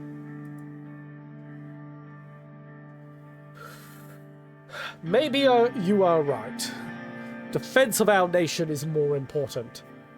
I knew you would understand, Mr. President. Our forces would crumble under a decrease, and Rumberg would be much more compelled to exploit our weaknesses. Our country hasn't fallen to any invading force for 200 years. You cannot let it happen under your watch, Mr. President. We should find regional allies like Valgsland or Lesbia to deter Rumberg. There are several options on the table. Swordland must stand on its own 2 feet to be able to defend itself. Of the same mind, sir. We stand strong as we have always done. Everyone fell silent when a soldier entered the room and let Joseph Lancia know that a call had come through from the ministry. Excuse me, Mr. President. Joseph left the room to answer. A few minutes later, he entered the room again. His expression had changed. Mr. President, there has been a Rumbergian military activity close to the border, to the Narbel border. I just spoke with the local commander.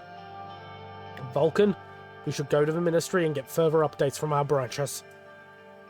Understood. Raising military readiness is the first call of action. If there is truly an extraordinary attempt, we will relay it to you immediately and will wait further orders, Mr. President.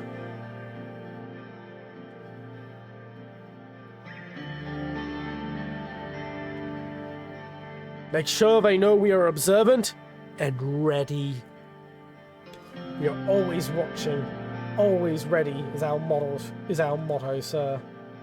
Hail, Swordland! Hail! Oh god, that came out way too nationalistic when I said it aloud.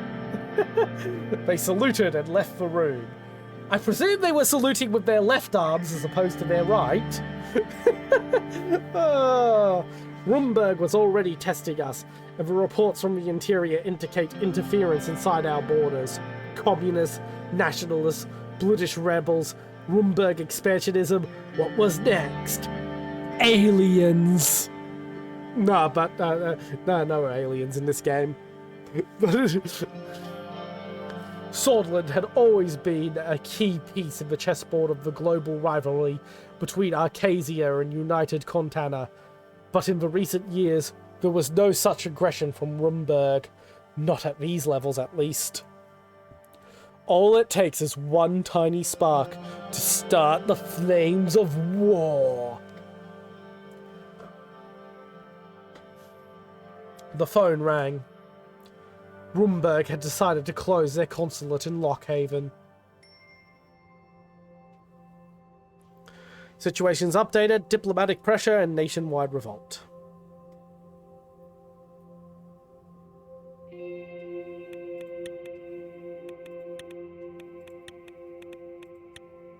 Nationwide revolt. The country is currently facing widespread violent protests as a result of recent events. The situation has become increasingly tense, and if not contained, it could cause significant harm to the country's economy and stability. Security forces are working tirelessly to restore order and prevent further violence. The expansionist doctrine of Rumberg over the last century has led to a highly volatile situation on the Mercopa continent. Rumberg's actions have contributed to increased tensions and instability in the region, with the potential negative consequences for neighbouring nations like Swordland. Diplomatic pressure. Swordland is facing noticeable pressure from Rumberg, demonstrated by the reduction of diplomatic staff and the closure of a Keys consulate.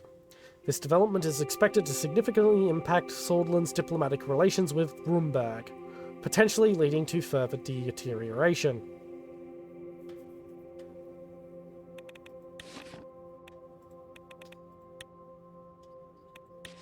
Rumours of an infrastructure project.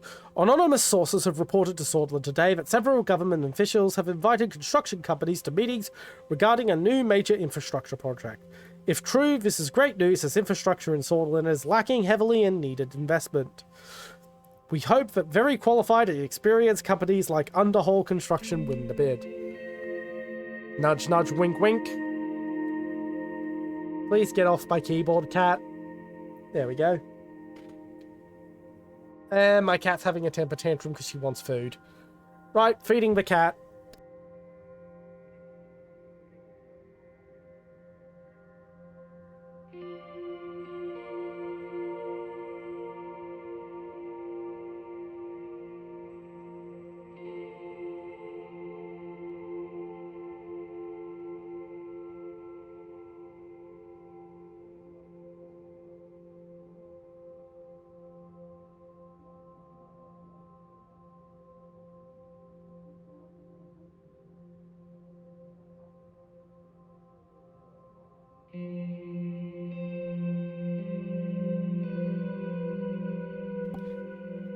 A cat has been fed and is upset that she hasn't received special food because she decided she wanted special food. Underhaul construction, once again, number 1. Oh yeah, there is totally no biases coming through these newspapers. Underhaul Construction was once again picked as the number 1 construction company of the year by the reputable Statistics Sordland. This was the 11th time the company was selected for the top spot in a row since Chris Shah was appointed as the CEO. Veteran industry leader Shah congratulated the employees first and foremost in a private company meeting held in a luxurious resort in Urlori. He also mentioned that the recent addition of Heart of Sordland organization CEO Marcel Coronti to the board of advisors helped immensely in this great achievement. At The Economists, we think now is a great time to invest in Underhaul Construction, as the current year's projection already shows a 13% increase in growth compared to the last year.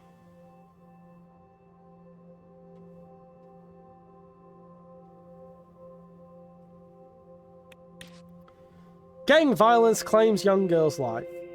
A 15-year-old girl was shot to death in Narbel as she walked her dog a few blocks away from her apartment.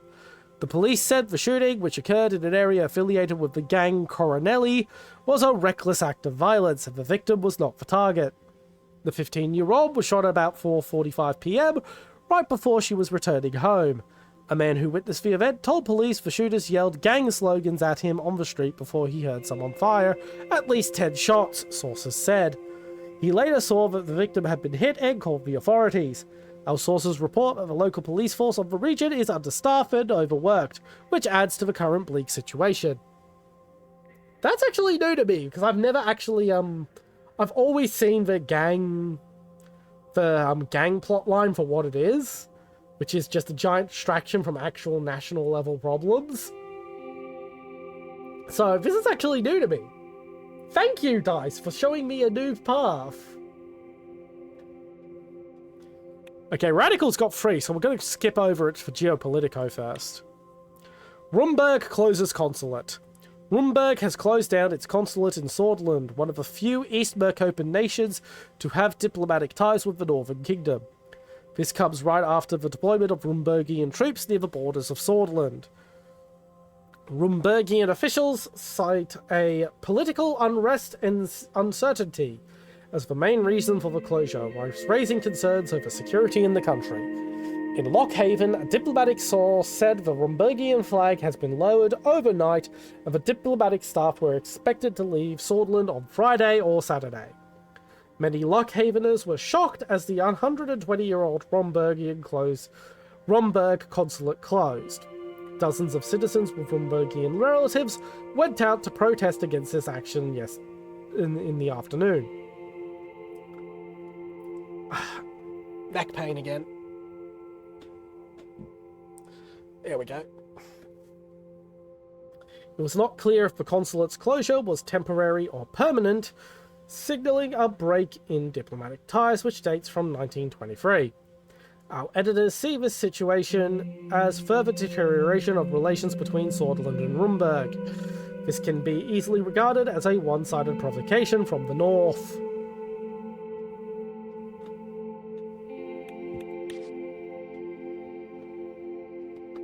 The real truth behind the economic crisis. We have all seen this scenario play out before. Large corporate businesses, time and time again, receive money from the government under the disguise of helping the economy. But what about the people? Many in the neglected regions still do not have electricity or fresh water in their homes, and they are the lucky ones. There is a growing housing crisis and people on the streets begging for food in the year of 1954. It's current year, people. Why isn't everything solved? It is current year. It is high time that the money is invested in us, the people of Sordland, instead of armchair millionaires in their luxurious villas.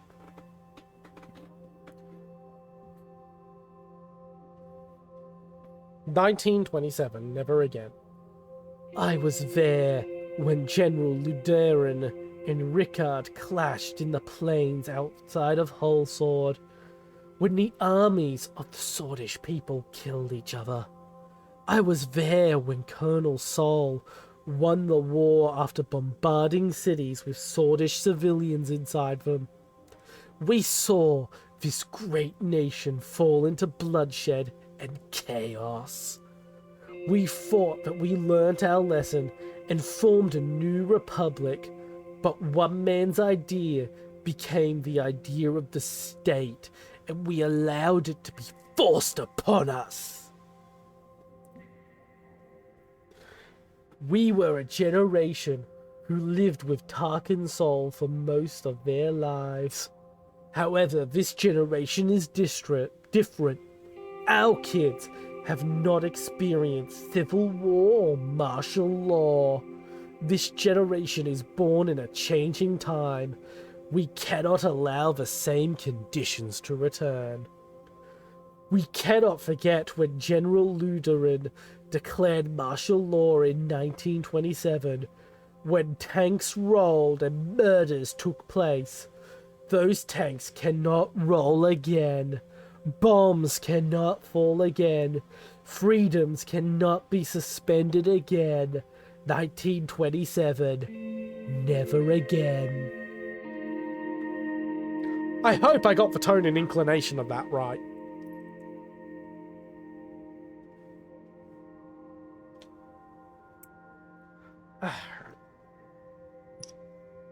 Next is the last one, Unrest and Sword.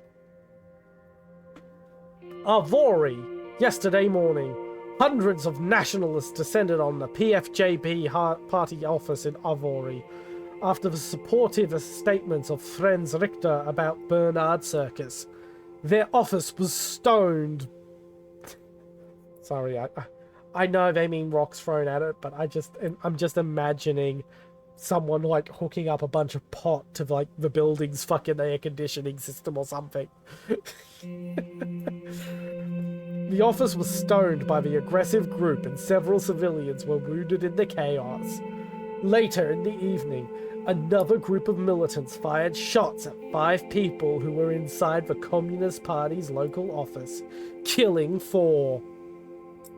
After receiving a gunshot complaint from the neighbors, police arrived at the scene to find 3 wounded and 1 dead. The ambulance was called, but didn't arrive in time to save the wounded. Jen. Protesters have gathered to condemn the murder of Bernard Circus in the nationalist stronghold of Jen.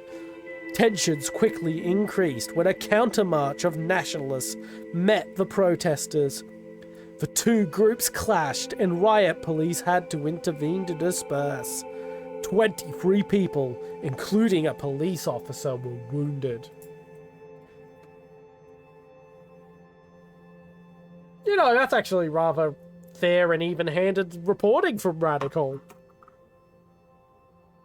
Neat.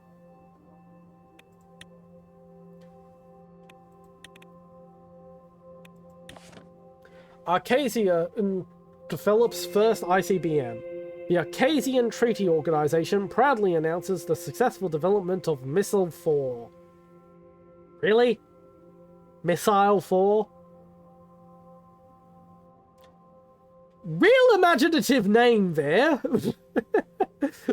The first intercontinental ballistic missile. With its range capable of reaching targets thousands of kilometers away and advanced precision targeting, this milestone underscores the Alliance's enhanced strategic deterrence capabilities. Combined with the recently matured intermediate-range missile systems, this achievement demonstrates the ATO's readiness to address emergency security challenges and ensure the protection of its member states. Just a second.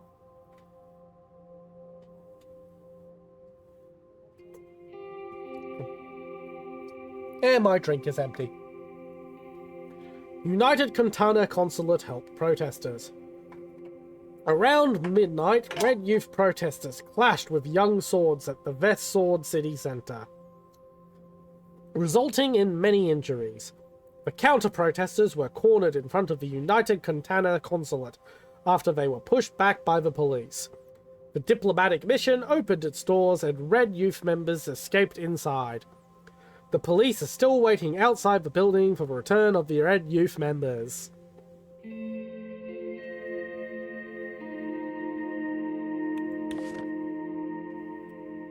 Oh, right. This is going to be a what? This is going to be one.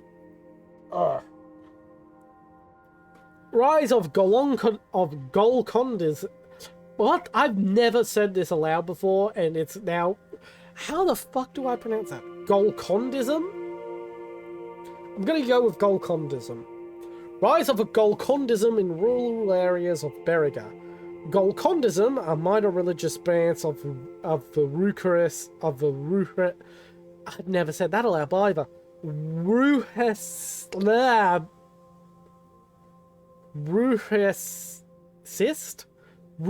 Nurity has gained a significant following in the city of Suzerain and the rural areas of Beriga, mainly due to limited access to education and employment opportunities. The sect offers a sense of community, purpose, and salvation through strict adherence to its doctrines. Bludish Freedom Front and foreign proselytizers are suspected to be behind the sudden increase in Golcondism. Many Bludish political leaders are recruiting members through grassroots campaigns, making Golcondism one of the most popular religious groups in the region. However, officials fear that the sect's strict rules and practices may lead to social unrest, warranting further investigation and the development of strategies in collaboration with local community leaders to address the situation.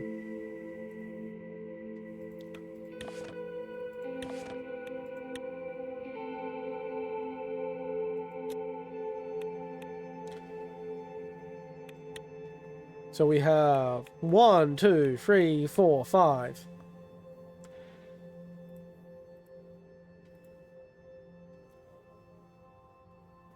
Okay, now let's work this out.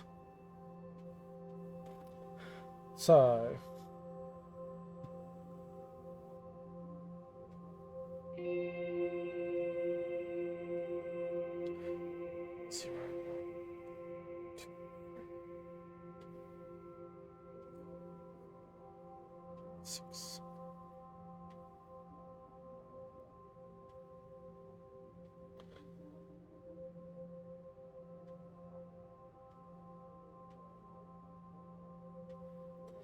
That's 1, 2, 3, 4, 5. Okay, that's option 5. Reject the plans. We are going to do nothing. It was late in the evening. Wrong spacebar. The Maroon Palace was finally getting somewhat quiet when I returned to my office at the top. I eagerly approached my chair and sprawled out on it. It had been an exhausting day, just like every day since I took office.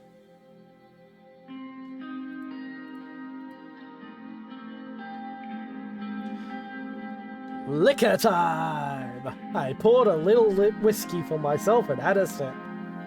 It felt like the best salve after a long day of work. I glanced downwards out the window and saw Serge and the guards waiting for me by the main gate. I heard a couple of knocks on the door. My secretary, Livia Suno, entered. Mr. President, Mr. Tusk is here to see you. You had a meeting with the Lofberg Group spokesman. I'm so sorry for not giving you proper notice.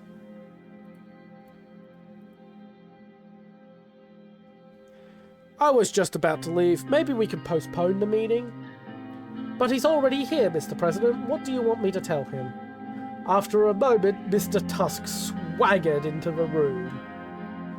I'd met Sordland's most prominent businessman once or twice, but never alone.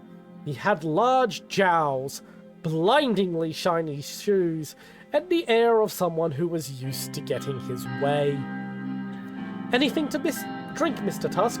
Water? Whiskey? Cognac.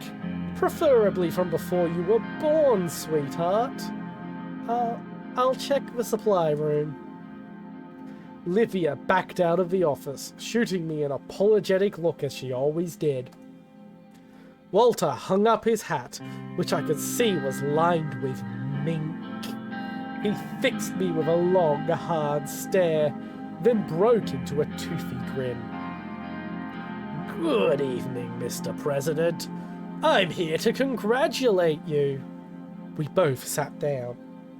My business partners and I wish you a successful term as the leader of our nation.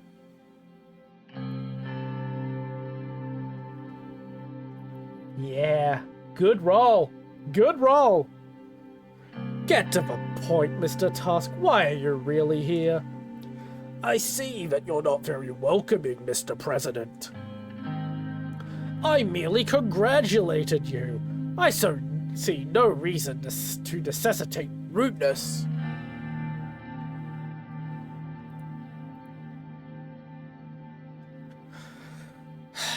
Forgive me, I did not want to be rude. Long day. No need to ask for forgiveness. You are the president, after all. May I continue?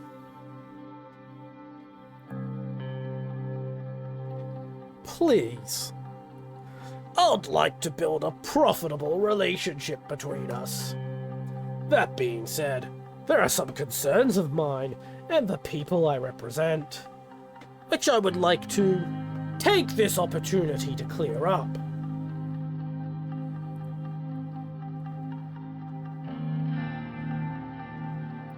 I'm listening. The ruined state of the economy in Swordland has influenced everyone. The recession hit all of us hard. Walter pulled out a box of cigars from his jacket. I had these brought from Lesbia. Best cigars in the whole continent. Would you like to try one? By the way, that should be on the whole continent, not in. Stop criticizing the ESL writing. Stop.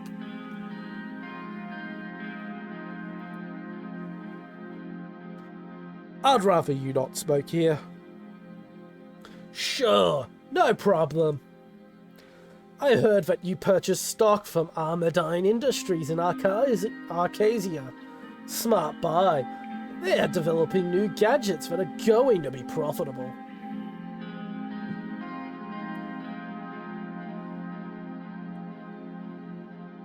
Spend money to make money, they say. Let's see if it holds true. You'd be surprised at what one can achieve given the resources in capitalism. I'll buy a couple thousand shares too to expand my portfolio. Hope the investments pay off for both of us, Mr. President. His eyes wandered away from a moment. The assassination and the troubles between the left and the right are worrying, but the recession is the root cause of these issues. I should probably move my mic a bit closer. There we go. Okay, there we go. For us, it's worrying to see that you have decided to promote a planned economy. Hello, little cat. Do you want to come up on the computer? No? You just want my attention? Okay, you've got it. Here's your pats.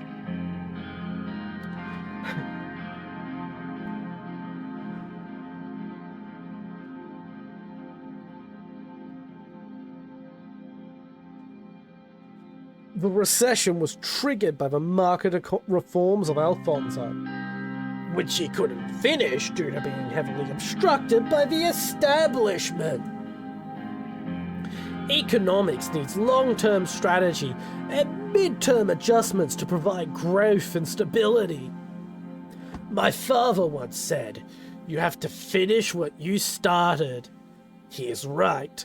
The system collapsed because Alfonso didn't finish the reforms he started, and look what happened to him. He leaned forward in the chair. The high-speed rail investment was a great decision. The business logistics will improve and boost the economy once finished. Oh god, that voice is really doing a number on my throat.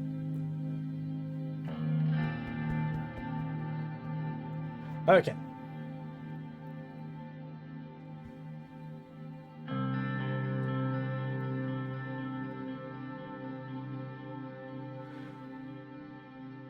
Our goal was to focus on the needs of the businesses.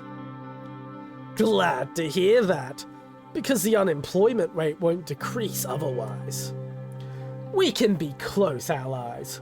The group can help you get Swordland out of a recession, which will be the key problem to solve in your term, and could even determine your re-election. Let's start with a gesture of goodwill. Soon the investment project contract will be awarded to one of the 3 main contenders. He pulled a check out of his pocket and slid it towards me on the table. My personal bank details were listed on it, with a deposit of 500,000 Swordish Ren, ready to be transferred. This was 6 months of a president's salary. If the contract were somehow awarded to Underhull Construction, they would not only work hard and deliver, but also do it on time. What do you think, Mr. Rain? Wouldn't that be good? He put his index finger on the check. There was a noise by the door. Livia Suno was standing there, holding a tray with a bottle and 2 glasses. I'm so sorry, Mr. Tusk, but all I could find was a 1942 Sevigny. I'm just going to go forward with Sevigny. I hope that's acceptable. She quickly put the tray on my desk and walked out. Tusk eyed her as she left. Remind me to visit your office more often. Now, where were we? Do we have a deal?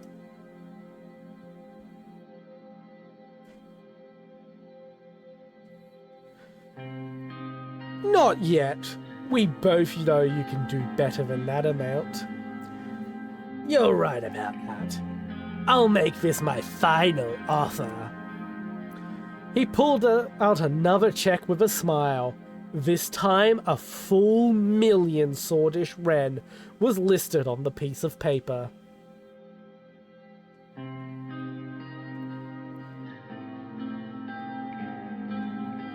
I accept the offer. He grinned and let out a laugh. The check was right between his hands. He pulled his hand back and I took the check. This deal will also show to the group that the administration hasn't left the private sector behind.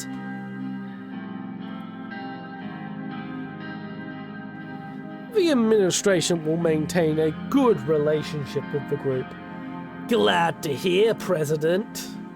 Oh, and before I forget, a final token of my gratitude. Walter pulls a box of cigars out of his pocket. That has to be a really big fucking pocket. Cigar boxes are big. The label read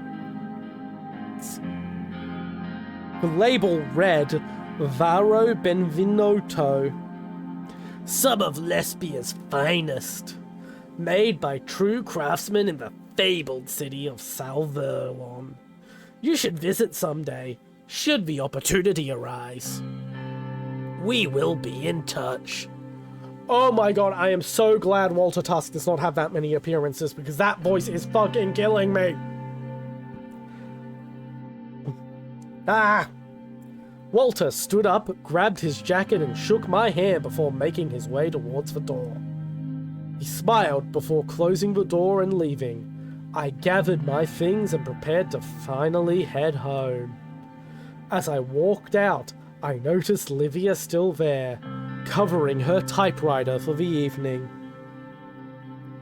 Please don't attack Cables, little cat. I get that you're bored, but cables are not toys. Where's your fish? Where is your fish toy?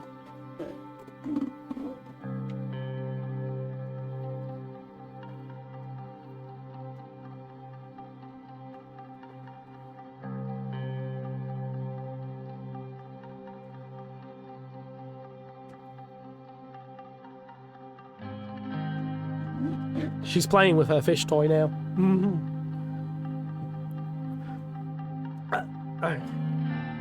If I may be so bold, Mr. President, did you accept his offer?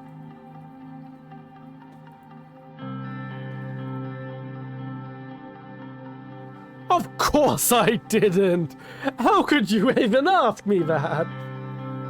The other girls have told me about all kinds of dealings that went on during the Alfonso administration. I wasn't sure if you were that kind of president.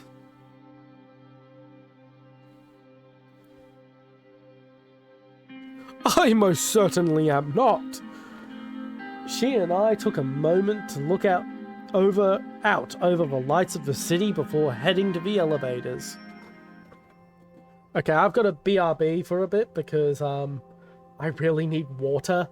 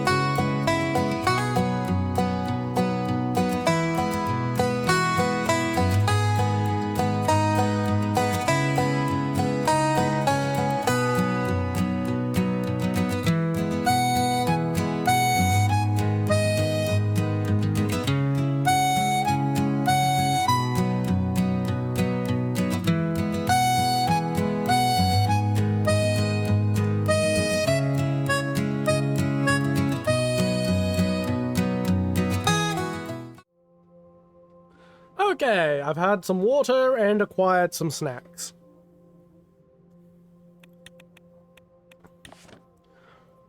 The Ministry of Defense reports that the situation along the border is getting tense. Rumberg's Southern Army was sighted training close to our borders and did not respond after we issued a radio message.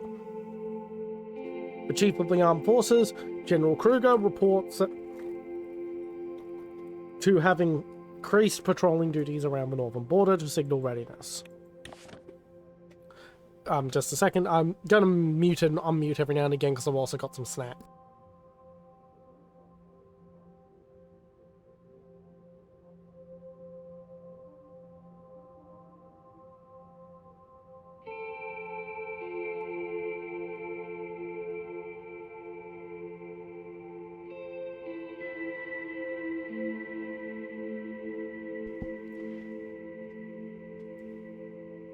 Palais issues warning over Rizian actions.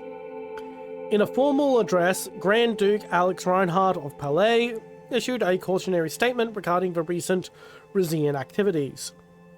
The Grand Duke expressed increasing concern over intensifying border disputes and clashes over territorial waters and gas fields.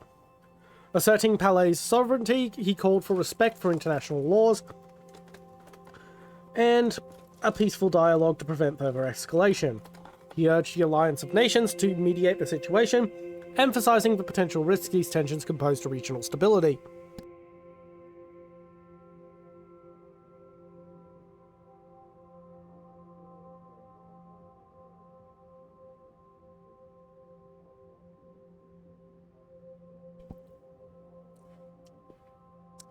TV snacks are delicious. Local police working with nationalists.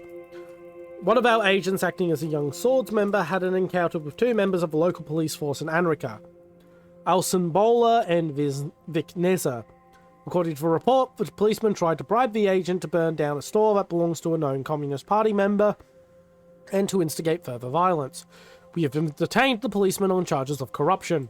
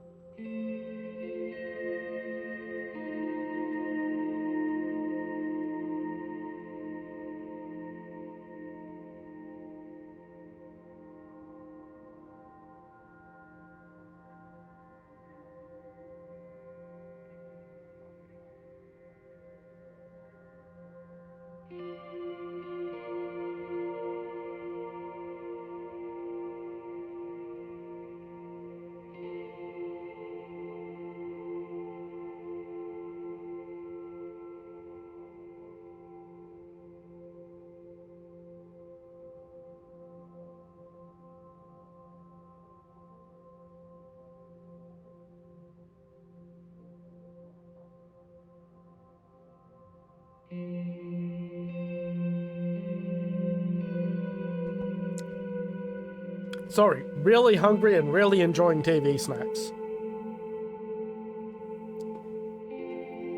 Foreign Gasom engineers' salaries under scrutiny. Recent revelations about the salary disparities within Gasom, one of Solden's largest corporations, have sparked public interest. Particularly, it is revealed that foreign engineers, mainly hailing from Kinal and Anraka, earn significantly higher wages compared to their Swordish counterparts in other companies. This disparity highlights the challenges of Swordish engineers face in an increasingly globalized job market.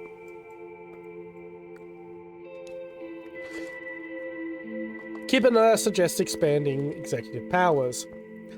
The leader of the NFP, Kasaro Kibna, has suggested that the new constitution should expand executive powers, adding fuel to the debate over the possibility of reforming the 1929 constitution.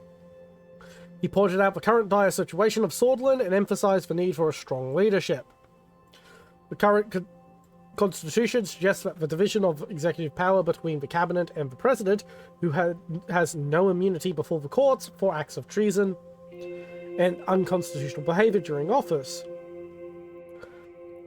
In the system suggested by the NFP, the president would have absolute immunity before the courts, and it is the president who would chair the cabinet. It is not clear yet whether this suggestion would spark further debate in the reform community with the PFJP and the USP.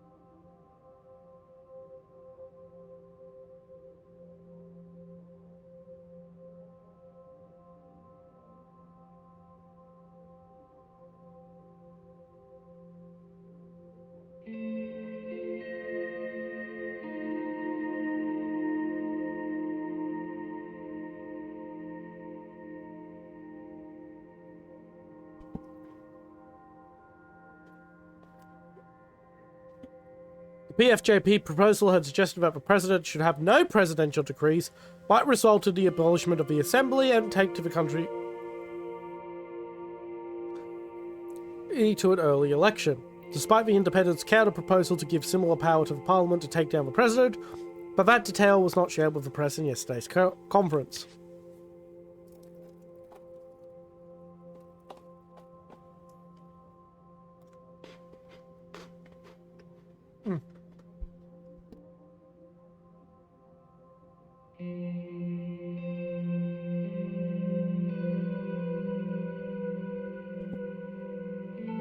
Labour Union of Swordsland calls for corporate responsibility in Narbel.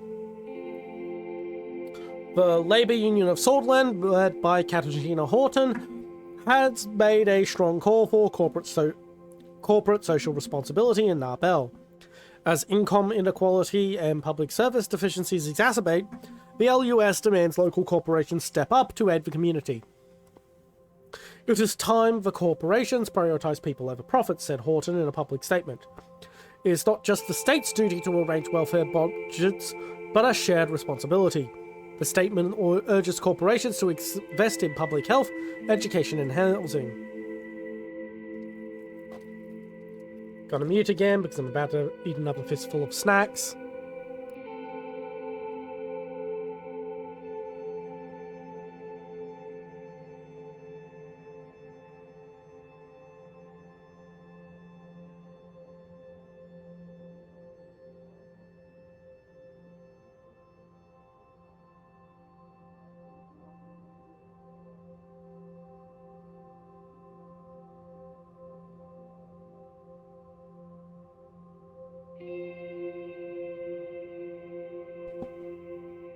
Reform demands gain popularity. Demands for reform are gaining more popularity than ever. Latest public opinion reports show that the majority of the Swordish people want changes in the governmental structures that were established after Tarkan Sol's military coup in 1929. The public trust in the Grand National Assembly and the Supreme Court is at an all-time low. While rumours of reforms talks are coming out of the Assembly, it seems unlikely that without complete unity, none of the parties would be able to lead such a proposal. In order to change the constitution, the proposal must collect at least 150 signatures and then reach the needed 166 votes. Sorry, I've got food caught in my gut, in between my teeth. It's making it hard to talk.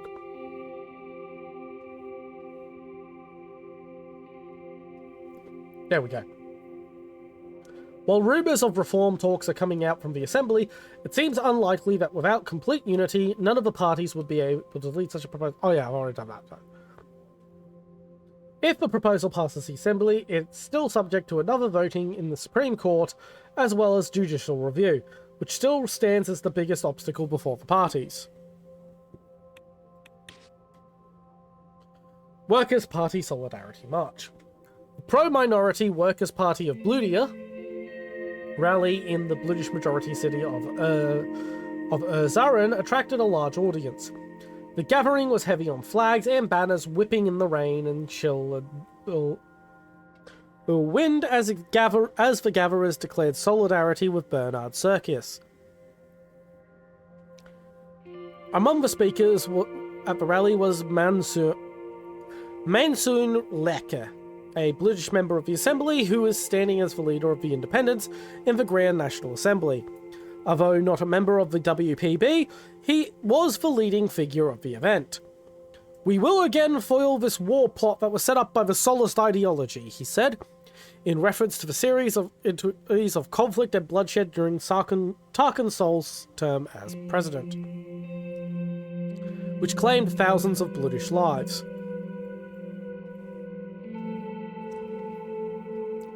More food caught in my gums. "We will come out of this tunnel of conflict. We will not only win against discrimination, we will win the truth. When we have altogether foiled this trick of polarization, our sons of peace will spread from Islam, will ring out even stronger all over Swordland." Lecker added in reference to the Islam incident of 1933. which triggered Tarkan Sol's persecution of Bludish minorities and the formation of a militant organisation, the Bludish Freedom Front.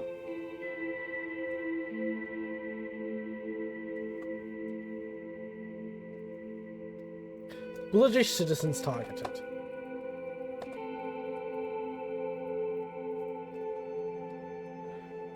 British citizens were attacked by a group of people suspected to be members of the Young Swords during their peaceful protest to support Bernard Circus. The group was overwhelmed and the local police forces couldn't reach the protesters to protect them amidst a chaotic crowd. The attackers ran away without getting caught, and 11 of the victims were hospitalized with critical injuries.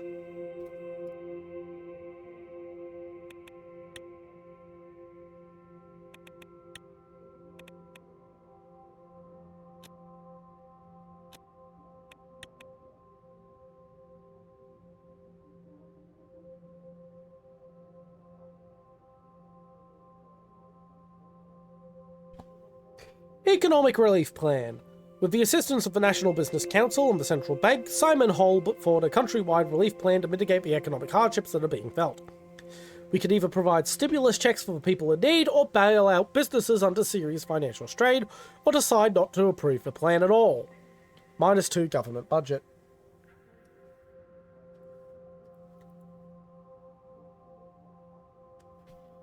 Stimulus checks for the people in need.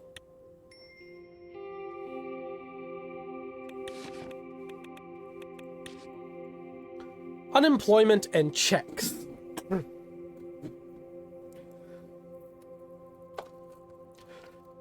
Just a second.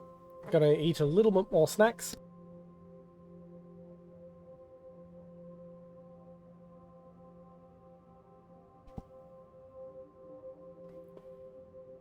The administration has fallen for populism and the idea that giving people money will solve the problems of the economy overall. It is hard to grasp where these ideas come from, especially when long-term job growth and employment is what the country needs to secure in order to have a stable economy. What is the plan here? People will be able to pay their rents for a few months, and then they will fall into the same unemployment trap due to the lack of job availability or security. The businesses can't carry all the weight of the declining economy on their own shoulders and employ people without help of the government. The administration needs to reevaluate their way out of the recession with realistic methods. Help comes at last!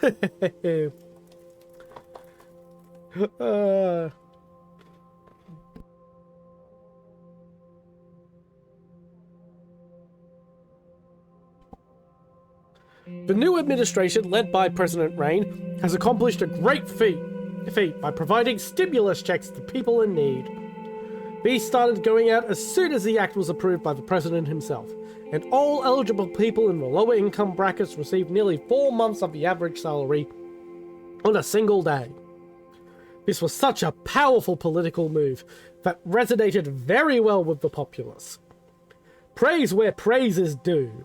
When the people were in dire need of help and suffered, the president came to their aid. Thanks to this action, many who were economically insecure have just received a second chance to bounce back. Help came at last.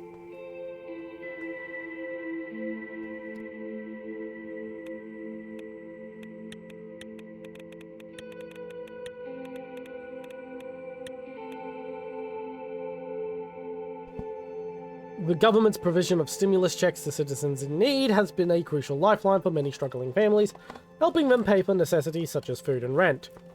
The relief effort has positively impacted millions of people across Swordland, providing them with the financial support they require to make ends meet.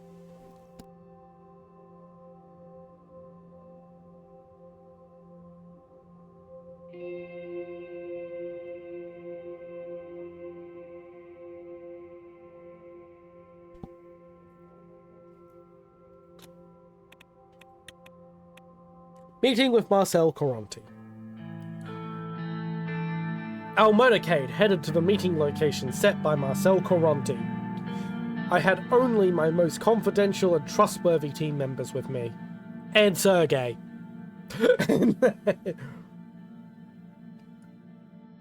After a few hours of driving along the River Eskel, we took a turn before entering Conriat. The darkness started setting in as we drove to the top of a hill.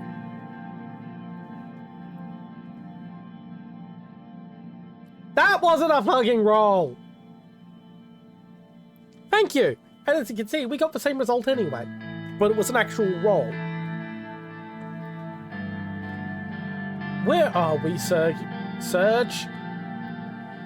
We are nearing the Heart of Sordland Country Club, Mr. President. We will be there shortly. We arrived and the big iron gates of the country club opened. It was huge and outright extravagant. The main building, inspired by lesbian architecture, was illuminated from all sides. It was rather chilly.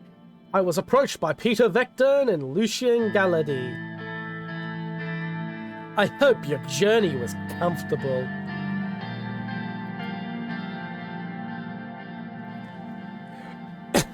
Anything to keep me away from home. That bad, huh? Well, this should prove distracting. Shall we then? Enter the building. We entered the main building.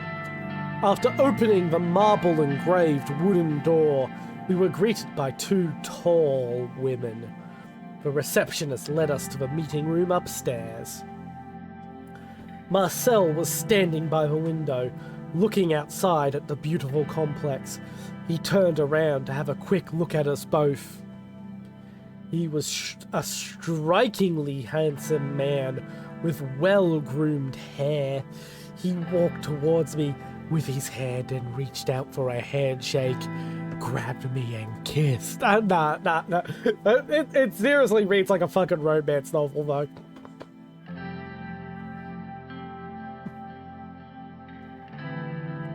Do nothing. I did nothing. He pulled his hand back in his pocket and smiled. It's such a pleasure to meet you in person, Mr. Coronti. I appreciate your efforts to reach out and establish a mutually beneficial friendship. Thanks for hosting us. I admired your father very much. May he rest in peace. Welcome. Your kind words have touched me, Mr. Vice President. He was indeed a great man.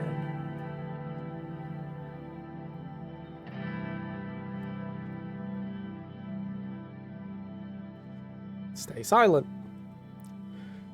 It's time to look forward. Let's talk about our bright future.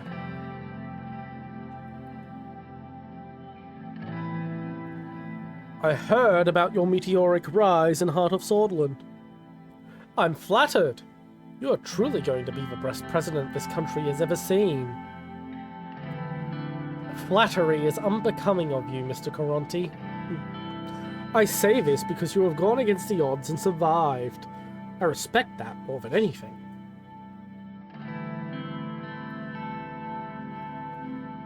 Politics is a ladder. The higher you climb, the more chaos is around you. Marcel gently pointed at the seats.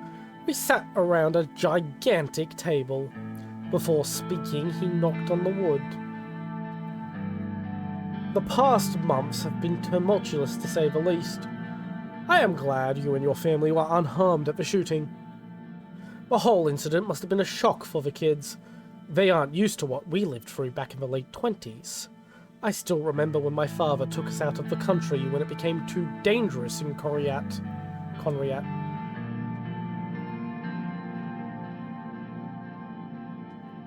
They were startled, but the important thing is that they are safe and sound. Of course, that is all that matters. No family should suffer from tragedy ever again. We've had enough of that. Well, I am known to be a straightforward person, so let me get to the point without wasting your valuable time. It was during the Alfonso campaign when I was struck by what you managed to do within the party. Marcel's eyes travelled towards one of the paintings on his wall. Look at the painting. I observed the painting. The famous piece depicted a giant sleeping beneath a village. The trees, rivers, and hills were all part of the giant's body. Its eyes were two caves, looking up at the people. It showed daylight on the far left and nighttime on the far right. The giant seemed to be watching the village. It was totally unbeknownst to the villagers. Marcel pointed his figure at me.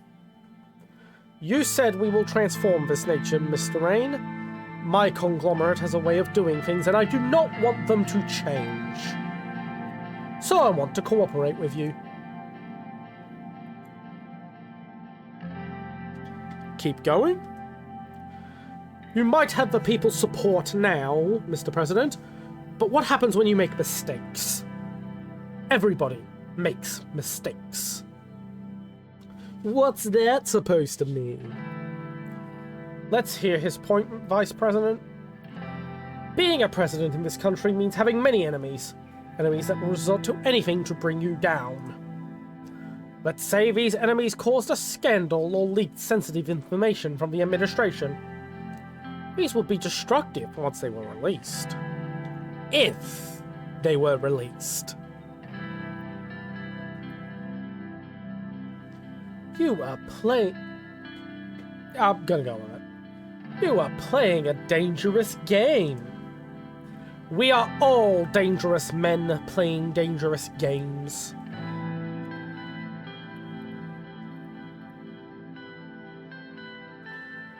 You aren't just being nice, aren't you? I want two things, Mr. President. Number one is a guarantee from you that the Rain administration won't meddle in Heart of Swordland affairs, no matter what happens. Number two is a simple gentleman's favour for the future. Let me prove my services to you first. I'm sure you won't disapprove when the time comes. This is an interesting proposal. Not just interesting, but necessary. You should surely know that this is a win-win situation. The media will be on your side, strengthening your position. It will also protect my business operations throughout the changes this country will see.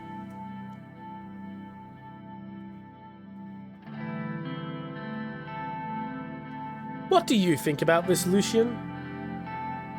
Lucien leaned over to my ear and whispered, I think it's a good deal.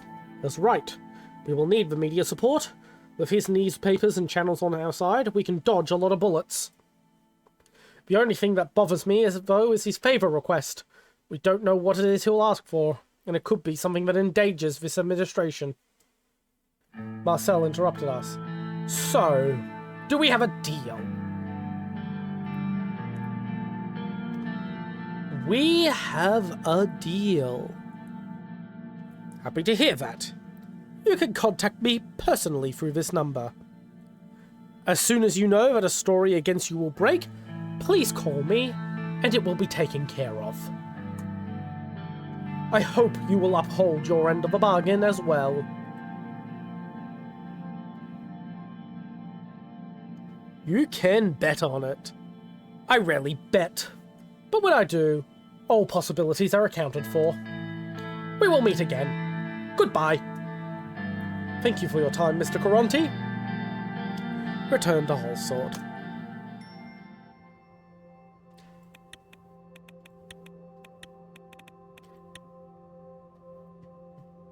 Media in Swordland is facing a significant challenge due to both the organised interference from both state and private organisations. This interference has been aimed at controlling the narrative and shaking public opinion in favour of specific agendas. Karaso Kibner demands emergency to be called. The leader of the NFP, Karaso Kibner, has demanded an emergency be called to address the increasing political violence in the country. He has stated that without the declaration of emergency, Swordland will be destabilized and the integrity of the country would be damaged even further.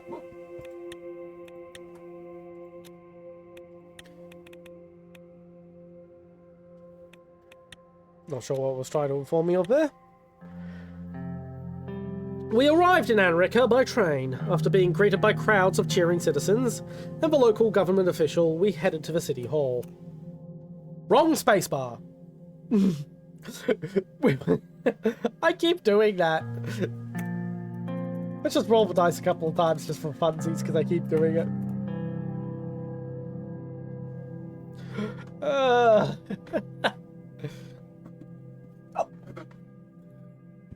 We were here for a significant meeting about the L1 project.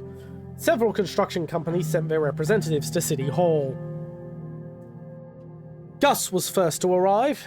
He greeted me with a heartwarming smile. Hello, Mr. President. Good to see you again. Appreciate you taking up my offer on the stock investment. Armadine is a very promising corporation, and if everything goes well, you'll make solid returns.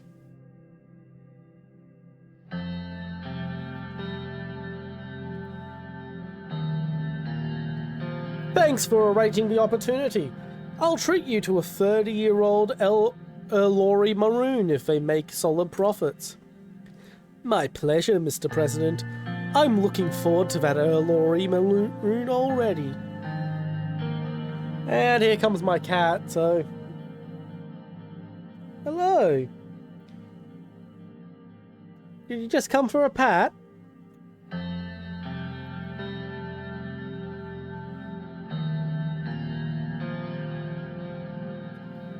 She's eating her leftover food.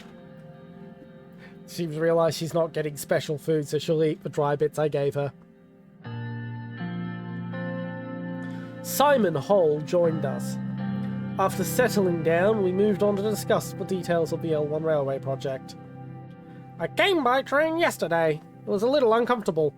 Besides, starting our economic recovery, this project will make the journey here much more pleasant, Mr. President. That's a given. But we'll also see improvements in everything from logistics to growth. You made the right choice, to be sure.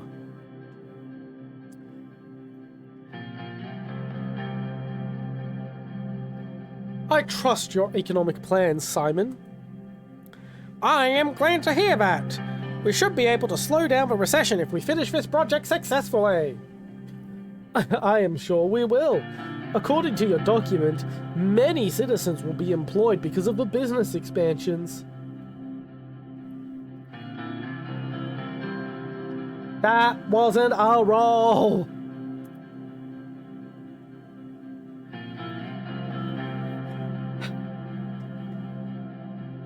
I'm gonna roll it a few more times.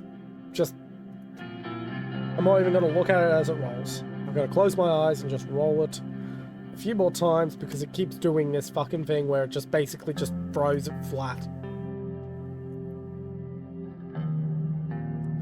Okay, and we ended up on 2 again. What kind of end results do we expect?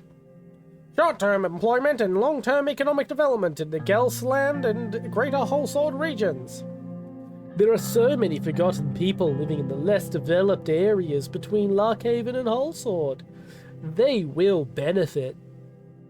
Simon searched through the documents he was holding as he found the one he was looking for.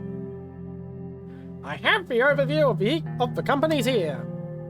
Simon handed the files over to me. I looked at the files. 3 corporations were listed. The Swordish State Corporation. Founded in 1891, the SSC is a main government corporation that is tasked with running public construction contracts in Swordland. It is also part of the Big Four, the 4 largest companies in Swordland. And most usually also called the SSC. It is the most honourable company in the country, with a long, solid track record of accomplishing critical projects. I'm sure there's no bias in that blurb. So we're only just going to read the first blurbs of all of these. These are long.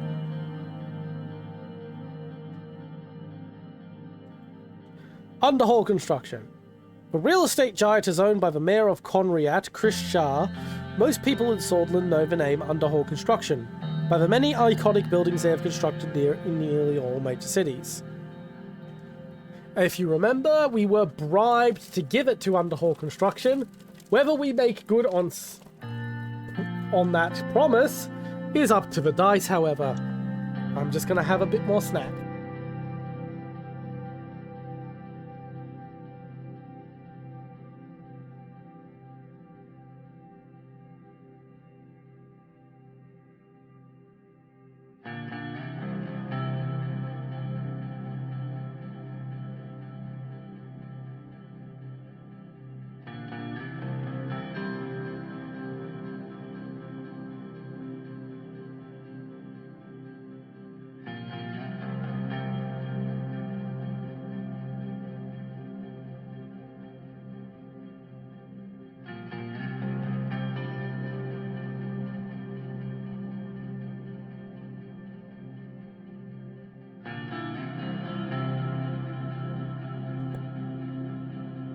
And now for Taurus Holding. Founded in 1946 by Gerald Fays, Taurus Holding is a new and entrepreneurial private company that uses cutting-edge construction technology from Arcasia to reduce construction costs and prices. I reviewed the listed corporations. I also wrote down some notes and ideas. Which corporation should we talk about?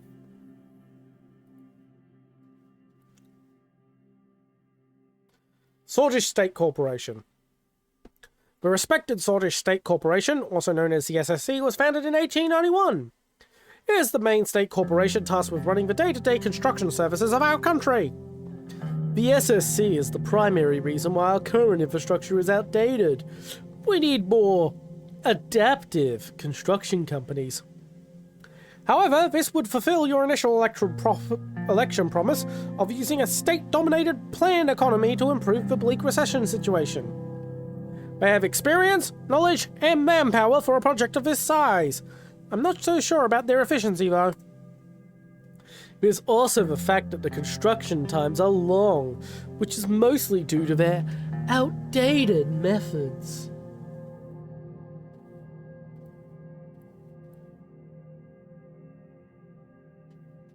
The lack of a dynamic attitude is disappointing. I have no great admiration for the SSC, but their track record clearly shows completed contracts with thousands of employees who have experience. According to the preliminary calculations of the SSC, they would need more resources to finish a project of this size.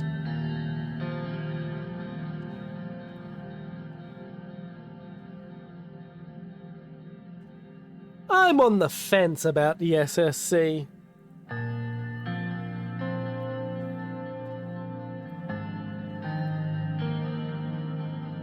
That wasn't a... Once again, closing my eyes and rolling a few times because this is just not rolling properly.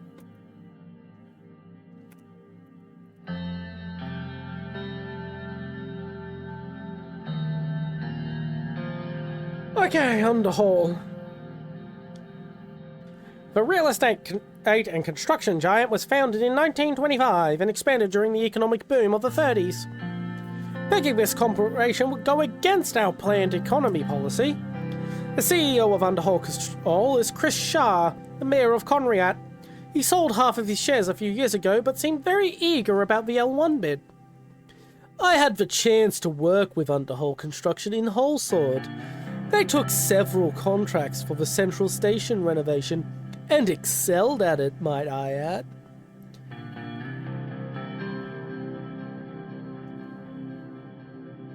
I would like to hear your thoughts, Simon. I think they have been doing relatively well in the private sector, where they are dominating the construction industry with successful projects. Nonetheless, they subjected their workers to conditions below our working standards during the Wholesword Central Station contract, which is, a bit troubling. Working conditions must be respected. This doesn't inspire confidence. Let me just point out that some of the workers were Agnolian and Wehezek. Technically, Swordish labour laws didn't apply to them. Having worked on the renovation project, I can say that the conditions were not bad. Extra effort was needed to finish on time, which they did. That is all. Underhaul has specifically mentioned their solid track record and highlighted that they do anticipate to go over budget, but they will finish on time.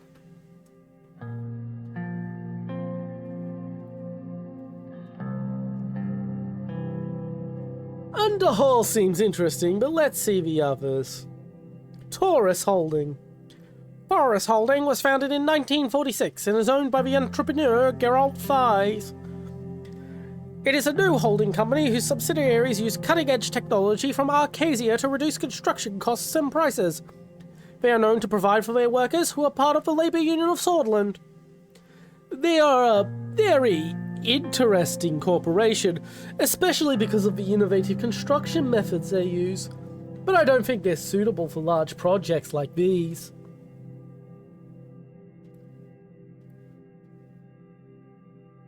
Why should we pick Taurus? Taurus has completed fewer projects than the other companies, however they are slightly faster and cheaper. It won several awards internationally for being one of the fastest growing and advanced companies. It seems like they lack the necessary experience. Exactly. And why take such risks now? We need to play it safer with companies like Underhaul. They always delivered for the government on time. The project manager from Taurus Holding mentioned that they would be able to finish the project with the allocated funding. They're the only company who found the budget sufficient, making them a cheaper alternative.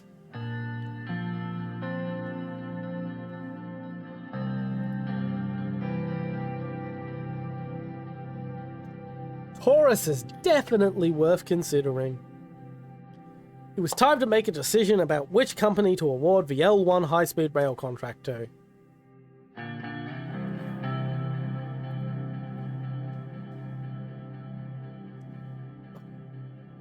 Looks like we're keeping our promise. I have settled on Underhaul Construction. Simon signed a certain section of the dossier and fixed his glasses. Some in the Lofberg group will be pleased. The contract will be awarded to Underhaul Construction. You made the right choice. I can tell from my experience that we'll be very satisfied with this company. The company will be notified today and construction work will begin immediately after. Good luck to us. My expectations for the grand opening ceremony will be late next year. It will be a pleasure to celebrate together. For now, I'll return to my duties and visit some foreign partners in Razia. See you soon, Mr. President. Thank you for coming. This concludes this meeting. The meeting ended and we spent the remainder of the day attending events in Anrika. It was very refreshing to attend cultural dance events and hear the traditional Swordish music of the region.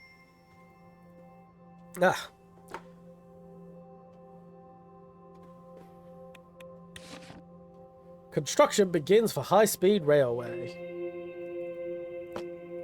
Just gonna mute myself and finish off my snacks.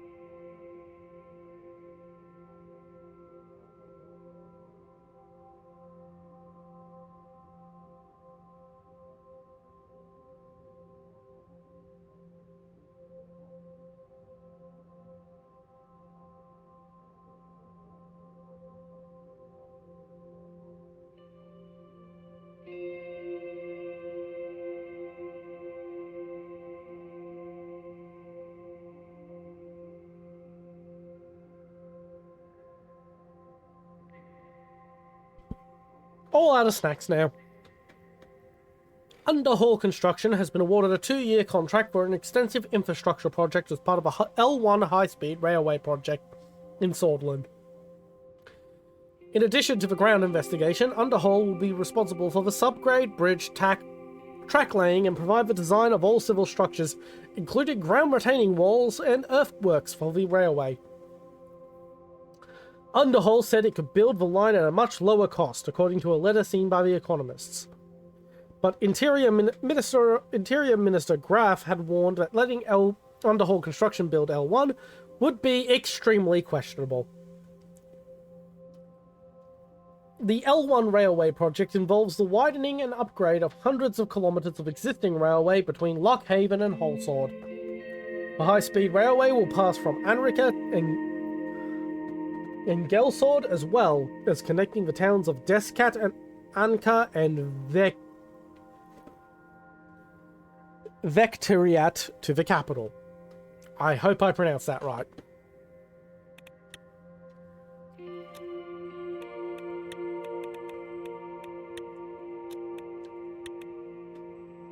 Will we be attending a funeral? Answer me, dice. No.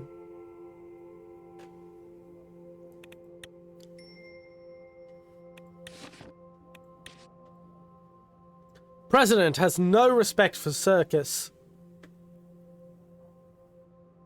Earlier in the day, mourners in Holsword gathered outside the Maroon Palace, where Bernard Circus was shot, holding identical black and white signs reading, "We are all Bernard Circus," and "We are all millennivists." The funeral took place in Deria amid tight security. White doves were released into the air and much of downtown Deria was closed to traffic. There were no high-ranking government officials among the thousands who attended the funeral. If the President and the Chief of the General Staff came to the funeral, I would have been hopeful that the state had given up on a lynching culture and started to practice self-criticism. But this seems too far off from the reality in Swordland.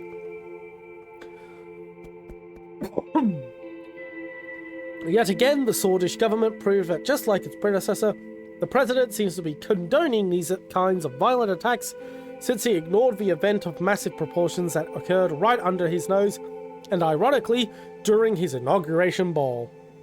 We are all sad to say that Anton Rain has already proved not worth being hopeful about.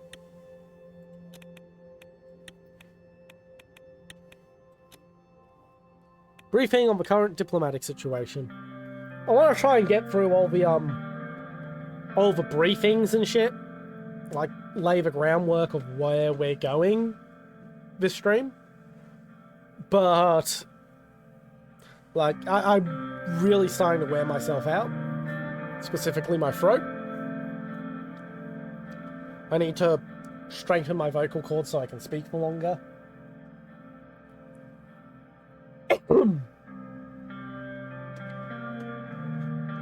The Blue Mansion in Lockhaven hosted us for the important diplomacy gathering. The door opened and David Wasisi, once a lecturer to me, now Minister of Foreign Affairs, gently made his way toward my desk. May I sit down, Mr. President? Gesture at the chair. Good to see you. He slowly sat down, taking care not to aggravate the arthritis in his knees. He'd always had an air of gravitas about him, and old age had only served to deepen that. After he settled himself, he regarded me with delight, his blue eyes sparkling like an ocean. Look at you, Anton, the 4th president of Swordland. What a privilege for me. I still remember the first day you took my class at the Lockhaven School of Economics. Somehow, the inexplicable ebb and flow of life has led us here, to positions where we can change the course of history.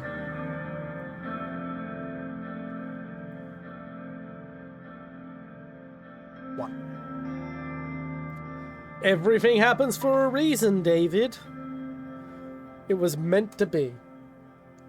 Maybe, maybe not. I don't believe in destiny, but sometimes it feels convenient to do so. I am excited to present you the latest bill I am working on. The TCPA has turned out to be an initiative that might significantly boost our tourism and cultural identity. The untapped value would help us promote our position internationally.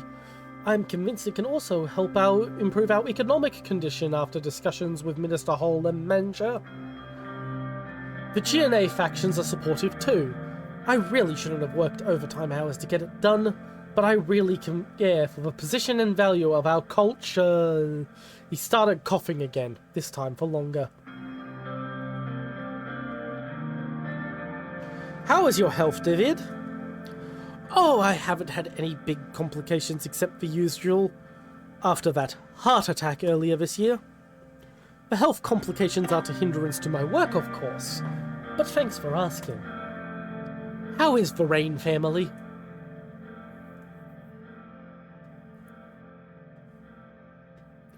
We are slowly starting to get used to the routine.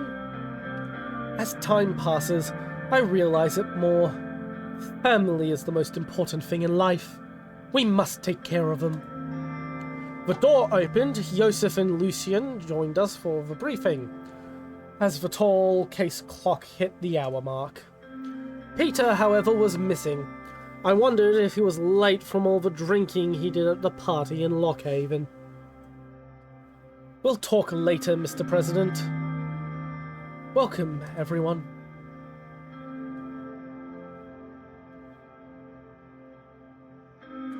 How was your travel to Lockhaven? A little bumpy due to some turbulence. I arrived via a military cargo plane that landed at Lockhaven International. I took the train. It was a little slow, but I can still recommend it for the beautiful landscape. I also had the possibility to work on a couple of things during the ride. From what I've heard, it will be much faster in the near future, when the L1 high-speed railway is finished. Exactly. If all goes well, it will be one of our major achievements. Well then, since Mr. Vectorn doesn't seem to be coming today, I think we are ready to start. I will start by providing a brief overview of our current status with our neighbours. What would you like to start with?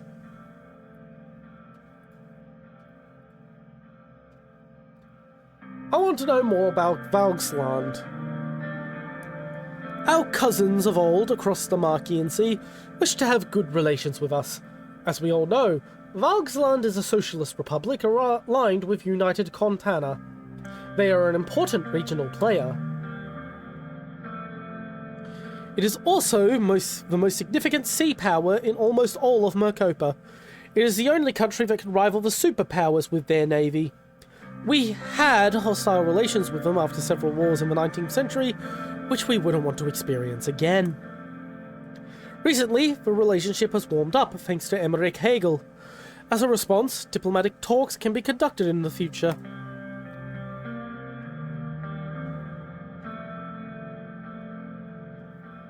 It's not easy to forget about the Great Fire of Conriat. Thousands of lives were lost that day.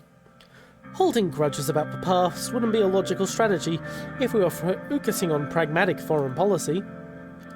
They haven't been in good standings with us for the past 200 years. Recently, they have also joined the Communist Contanan Security Pact, subjugating themselves to United Contana. On top of that, territorial issues have been flaring up between Agnolia and Valgsland because of Helgeland Island. The Swordfish Navy is very concerned with this volatile situation. Lucien looked slightly worried. Unfortunately, billions of Swordfish Red worth of cargo is transported close to Valgslandian maritime borders, on the Markian Sea and the Grey Strait. Give me a sec, I need to take some medicine to decongest my sinuses. Where is my medicine?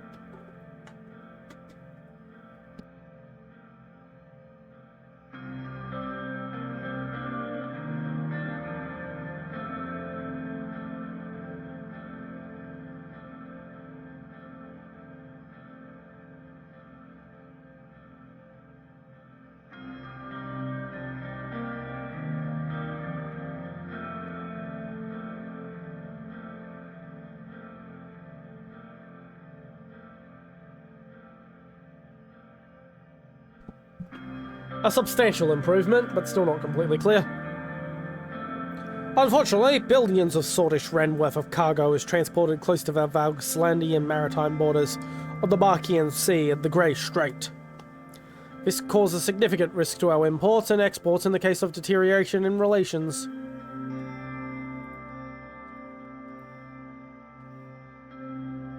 The strait is of high strategic value to us.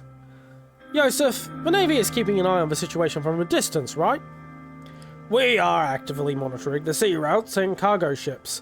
For now, there is no immediate threat, but we do not know what can happen in the future.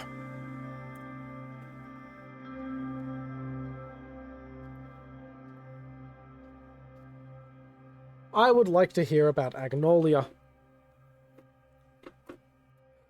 Our brotherly nation to our northeast, Agnolia. They are still diplomatically not aligned and probably has one of the most democratic systems between our neighbours. Economic stagnation is a worry for them. Their primary issue is their heavy reliance on foreign investment from us. Agnolia is our most friendly neighbour. We have been allies for the longest time after Rumburg and next Dome. This fact needs to be part of the equation. Unsurprisingly, the Agnolian Prime Minister, Martin van Horten, is expecting better cooperation through a new, fairer trade deal with us. It was one of his election mandates.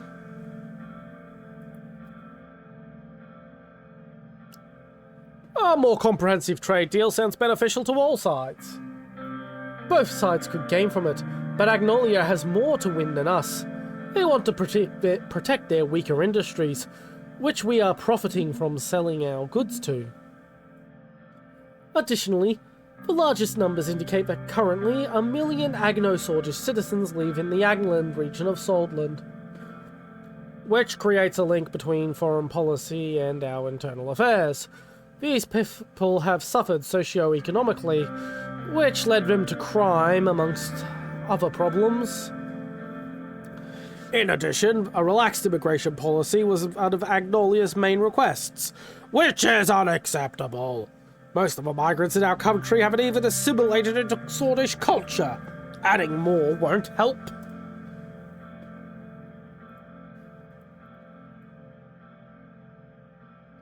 That wasn't a roll.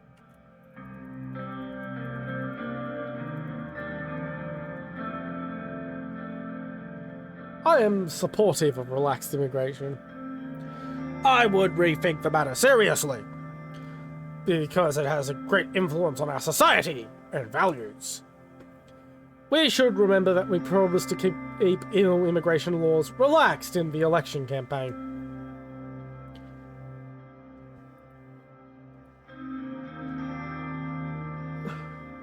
What is the latest situation in Wehelen? It is tumultuous in the south, as always. Victor Smolak is expanding his power among protests from the Wesek people. However, he is quite positive about normalization of a relationship between our countries. Despite purging the Wesek communists, reports indicate they have been warming up to Contanian international aid. As you know, Wehelen's stability was always a concern for the region. But if we want to help them, we must not treat refugees like we did in the 1930s. I still can't stomach the inhumanity those people suffered.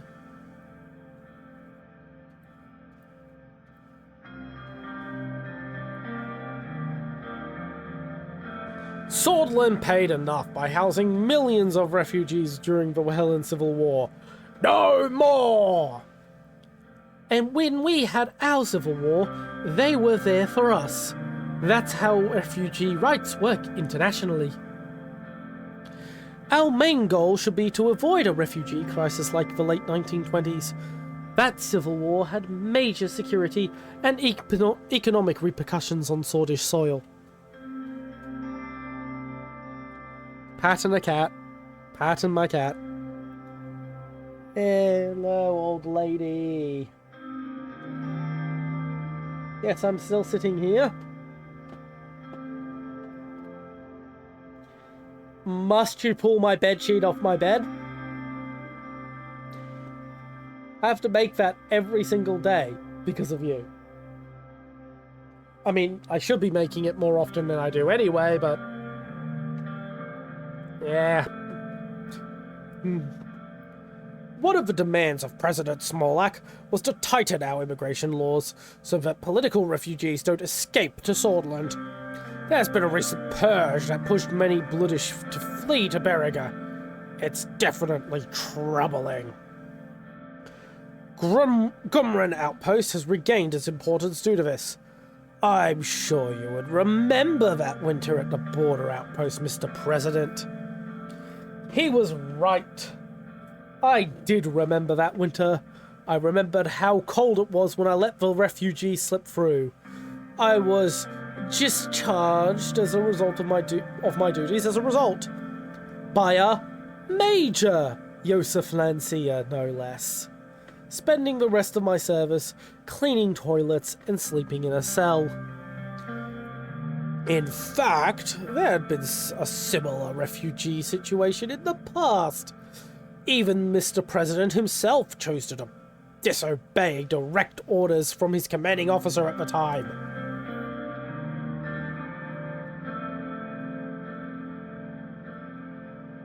One, I was young and I made a mistake.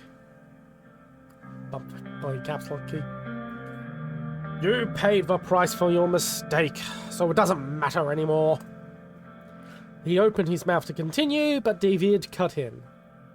Our focus should be on the current matters.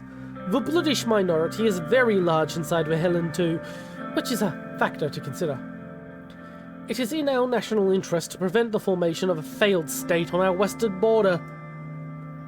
Helen has been increasingly aligning itself to the Communist Alliance, which is another point to analyse.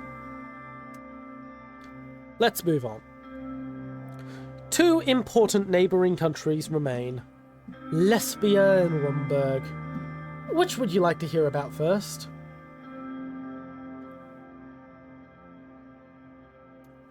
What about Lesbia? Our southern neighbour is aligning itself more with the Arcasia. Lesbia is currently led by Prime Minister Patricio Alvarez.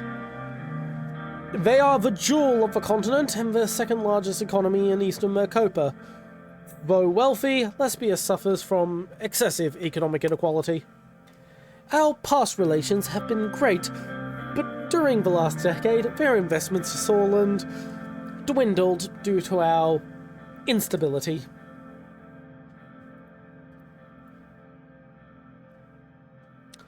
Allying with the richest nation could be beneficial.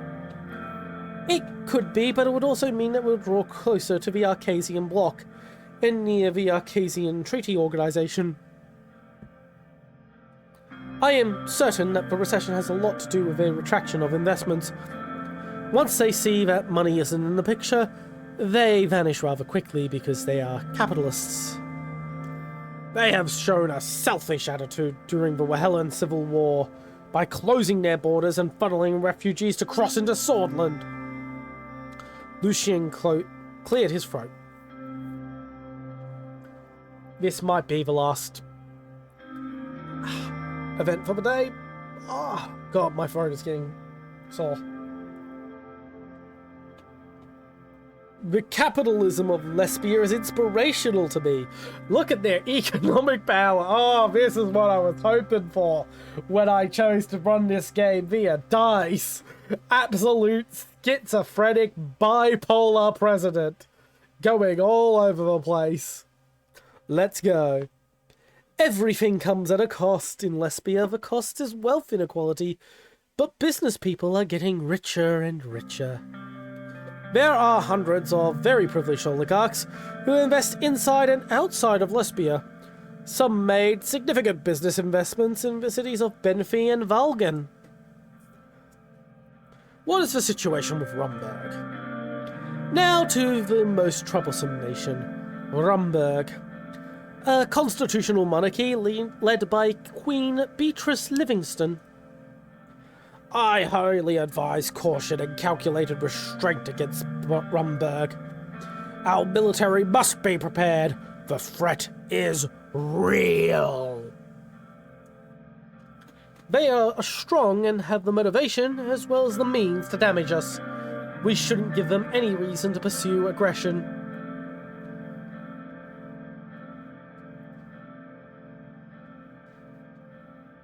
We must prevent them from interfering in our affairs. They have shown similar behaviour to their neighbouring countries before. We must be cautious.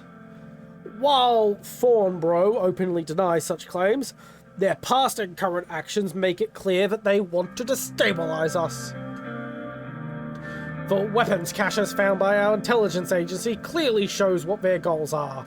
Our military must be steadfast, and our diplomacy valiant. Yosef looks stern and full of resolve. The Rumberg threat is one of our top priorities. You can be assured of that, or I think the threat is too far overblown. I think the threat is too far overblown. I agree some in our government are taking this issue out of proportion. Either way, treading carefully with them should be the safest bet. Lucian grabbed the Lockhaven Times newspaper and put his finger on the article about the latest diplomatic incident. The abrupt announcement about the closure of the Rumberg consulate in Lockhaven is yet another step in their escalation. This covers the overview of the current situation. We will move on to our trade choice and the response to Rumberg's diplomatic escalation. Oh, fuck, my throat.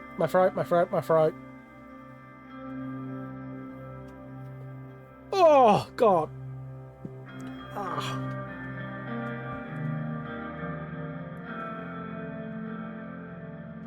Oh. Woo! The sun began to set over the hills surrounding Lockhaven. The team was ready to give advice on the new trade initiative and the response to the latest diplomatic incident with Rumberg. Peter arrived late. He looked a little rougher than usual. Must have been the drinking from last night. Hey there, folks. Excuse my delay. I'm sure I didn't miss anything we didn't already know. You were supposed to be a part of this meeting an hour ago. Punctuality is important. We are talking about serious subjects here.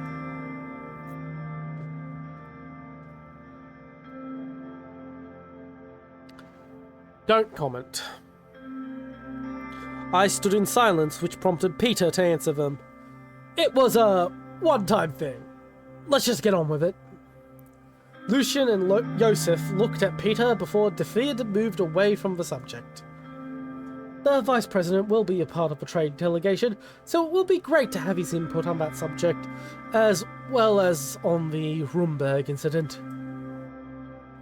Rumberg Consul Sir Bran Harrington announced the closure of the 120-year-old consulate. Now their diplomatic staff is leaving the city to go back to Thornborough.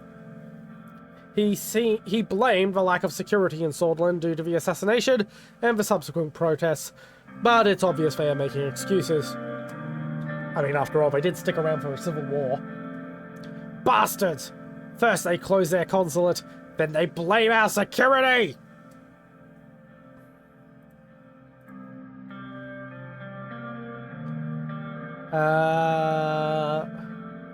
I'm not sure if you can see this, but it's currently resting on its side, like on along its edge, not flat. Eye close time.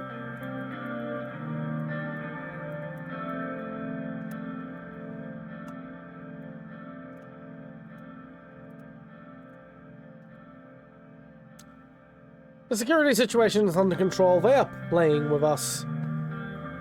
Isn't it telling that the other countries are working with us while Rumberg is just cutting more ties with us? The neglect of President Alfonso and the chaos of the elections delayed our diplomatic efforts.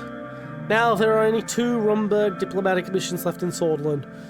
One is the consulate in Daria, and the other is the embassy in Wholesword.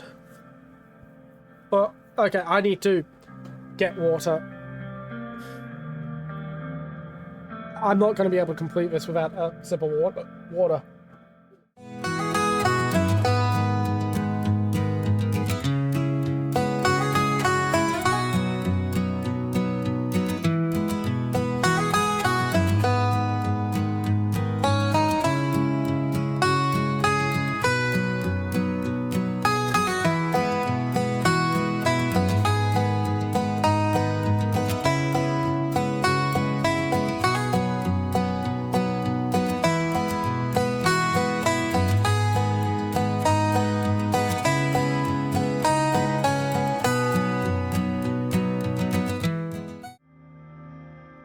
Oh, right, that's much better.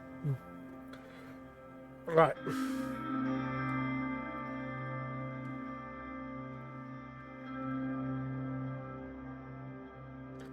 They're bluffing. We're used to it by now.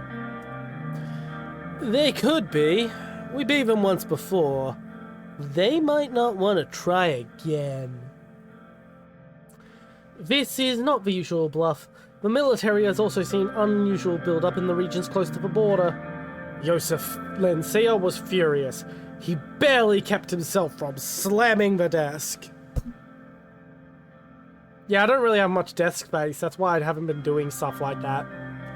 That's also why I have to run off to get water. I don't have an enclosed water bottle. And my desk is too small to safely keep an open container of liquid on it. My drinks earlier are canned beverages, which I can usually get away with because if they spill, they don't spill everywhere.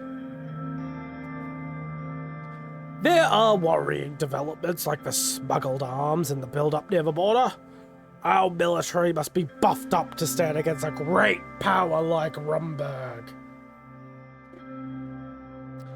We either respond to this aggressive act with a diplomatic condemnation, or we retaliate by closing our consulate in Dome.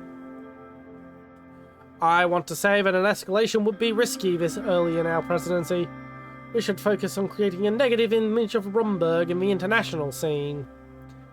The people of Swordland must be protected, no matter the cost. I say we respond equally.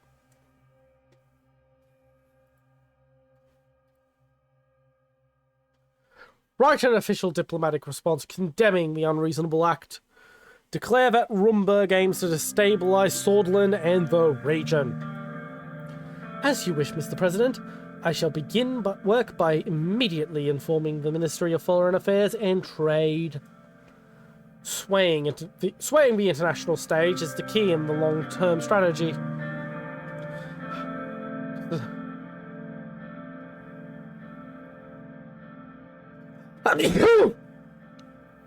Ugh. Oh, that cleared my sinuses quite a bit, though. Nothing came out, though. But my sinuses are still clear, so that's still a win. In fact, it's actually a better win, because now I don't have to clean myself up. Yay for having chronic sinus issues. I wish we had reacted more strongly. If we don't confront them, they will keep escalating the situation. I, on the other hand, am glad we are taking the more cautious road. There are 3 trade-related topics to address today. Which topic should we tackle first?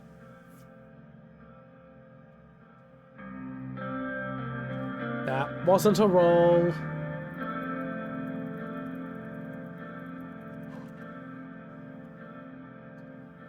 I think we should talk about ongoing trade negotiations with our neighbours, Wehelen and Agnolia. Our primary goal will be to successfully sign at least one trade agreement with one of our smaller neighbours. We have 2 options with our trade initiative. Starting negotiations with our old partner Agnolia to the northeast, and forming a new cooperation with Wehelen to the west. Tell me more about our trade deal with Agnolia. First off, the reason behind this option is more diplomatic than economic. Although, of course, we can't forgo the added economic value, Agnolia is an old ally and a valuable trade partner.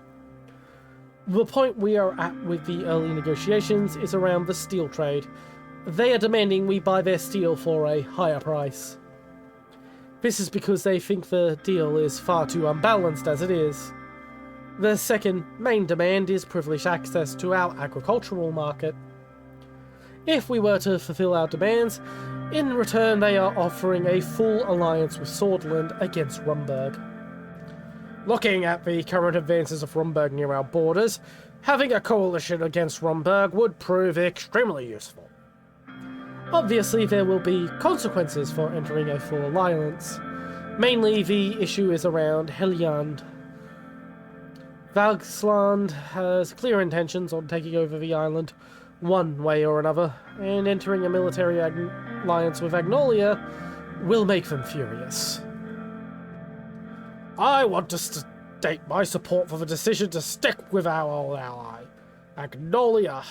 Even though I disagree with the demand to relax immigration, we have cooperated with them on many issues in the past.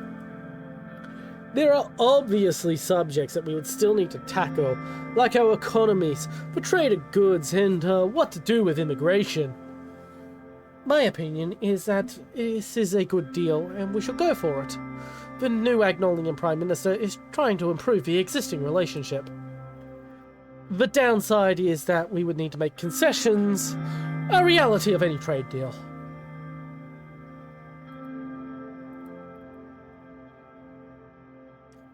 We can't position ourselves against Valgsland. That is certainly a valid reason. If you decide that Agnolia is a good option, another point is that they have a very democratic system. After the recent elections, the Prime Minister has a mandate to arrange a fairer deal with us. Martin N. Horton is also an avid supporter of relaxed immigration. Since we said we will keep immigration relaxed, it will help us.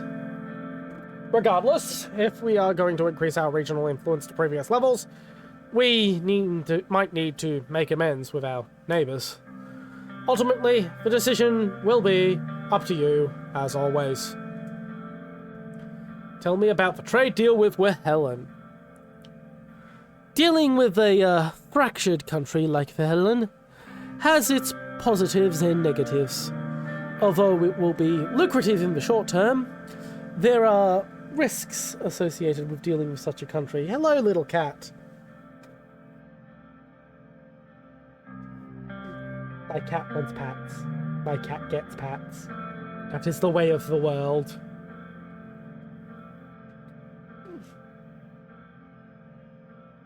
And I need to go feed her again. Or at the very least show her that there is food in her dish.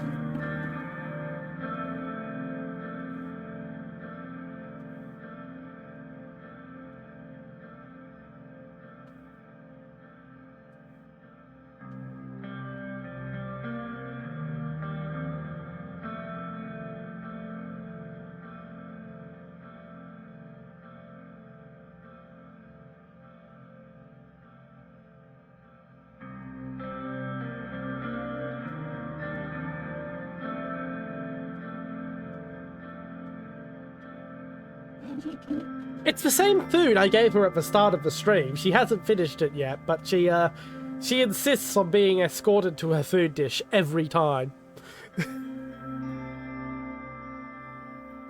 They are proposing co-investment projects and a no-tariff agreement. They are also offering oil in return for attracting foreign capital investments from Saltland. However, it is possible there will be international ramifications of getting closer with a country like Wehelen, which, if you haven't already cottoned on, Wehelen's basically Iraq. And its leader, Victor Smolak, is basically Saddam Hussein. So, yeah. There would be consequences. All in all, this is a very lucrative deal for us. And however, we need to think about the consequences. I certainly do not support the decision to become friendlier with Helen. We carried their burdens for decades. Their migrants flooded our country, and now they're expecting a deal from us. Maintaining influence with Wehelen could prove useful. Yes, it's risky, but think about our influence on an undeveloped region like that. We could also sell more products and enter their market easily. Oh my god, actual intelligence from Peter Vector. You saw it here first, people. Take a photo of this moment. It will never happen again. I am of the opinion that it is simply too risky. Yes, we would gain resources and immediate capital, but I'm afraid of the consequences.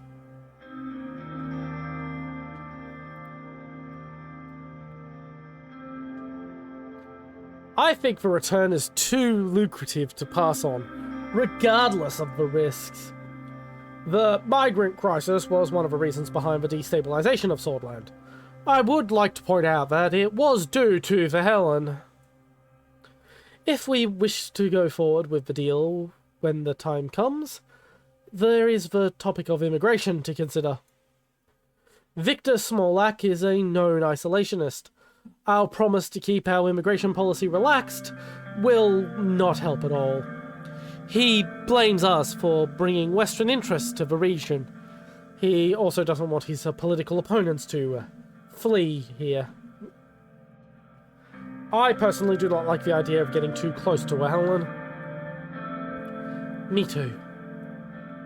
Agreed. I still think we should give it a try.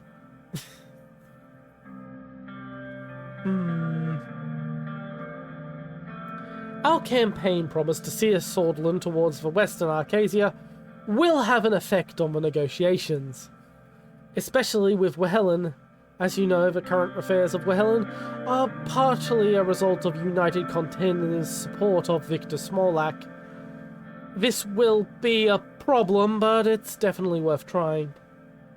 As for Agnolia, this promise has made them cautious, which might make it harder to get a good deal.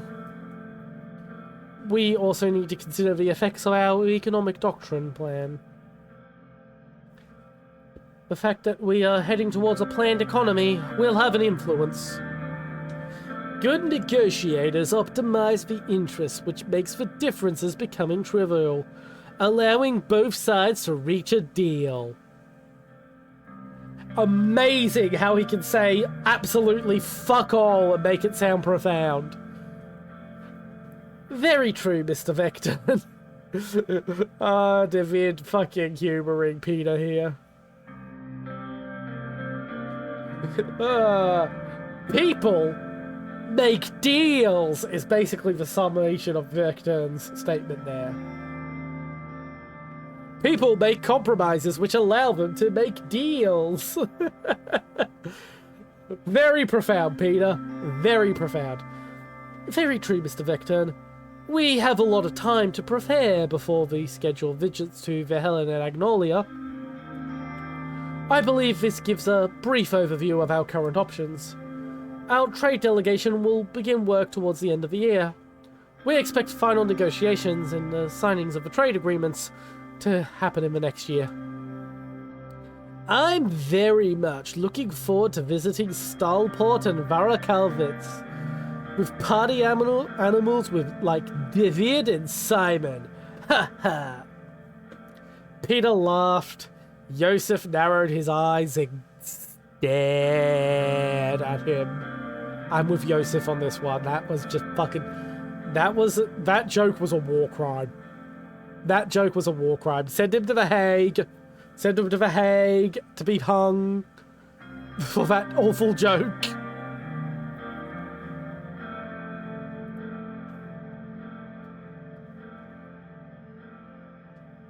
I would like to know more about Razia.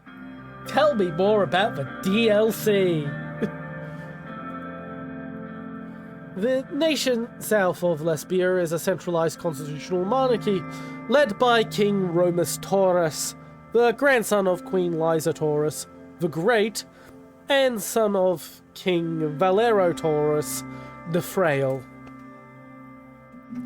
The kingdom is a developed nation that wielded considerable influence in southern Mercopa before the reign of Valero.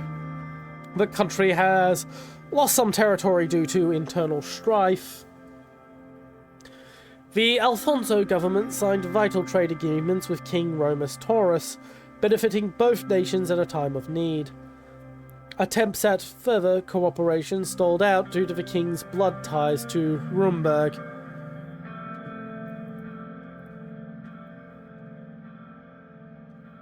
I'm curious how our neighbours Lesbia and Vehelen get along with Razia. There is some tension with both. It appears since Lesbia's acceptance to the ATO in 1950, most of South Mercopa has been heading towards a boiling point.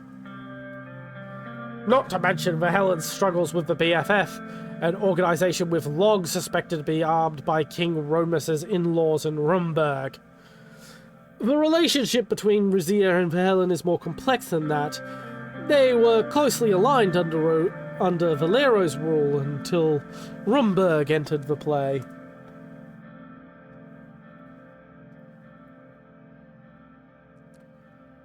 Anytime Rumburg enters the play, crap hits the fan. Ha ha! One way to put it, Mr. President. Peter kept grinning. The rest of the room wasn't feeling it. Dung business. Lucian knocked on the table. We should be more concerned with... Peter interjected and reached in his pocket.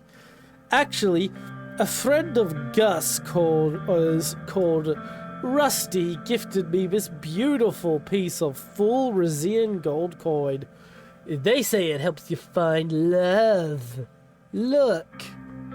Peter pulled out the ornamental coin and put it on the table. It was so polished that it caught the reflections of the light in the room. Lucian was clearly frustrated.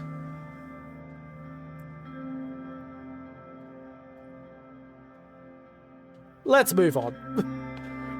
Yeah, that wasn't a proper roll, but I just agree with the die that much there, and I'm just gonna fucking roll with it. As you wish, and thank you. Let's discuss the deal potential and what's on the table. From what we had gathered, there is no clear offer yet.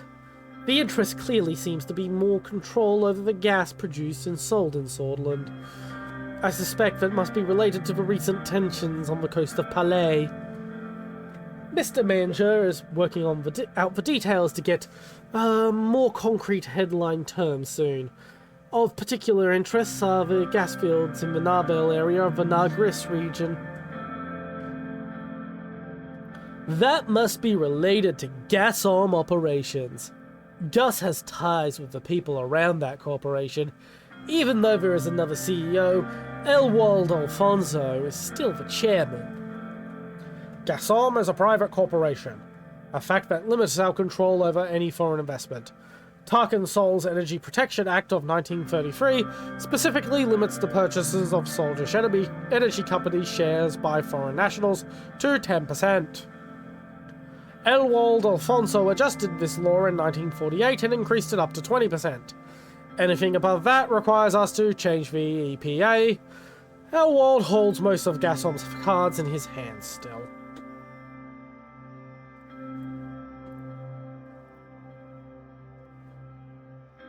Things didn't end amicably between us. I mean, we aggressively destroyed his campaign team one by one. It wasn't my preferred method, Anton, but it worked. I have to say, all the bribing, persuading, and promise-making we did was exhausting.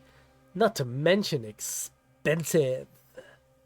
We reached a successful result and won over the country. The rest is history. It happened. I'm focused on the history we are writing now.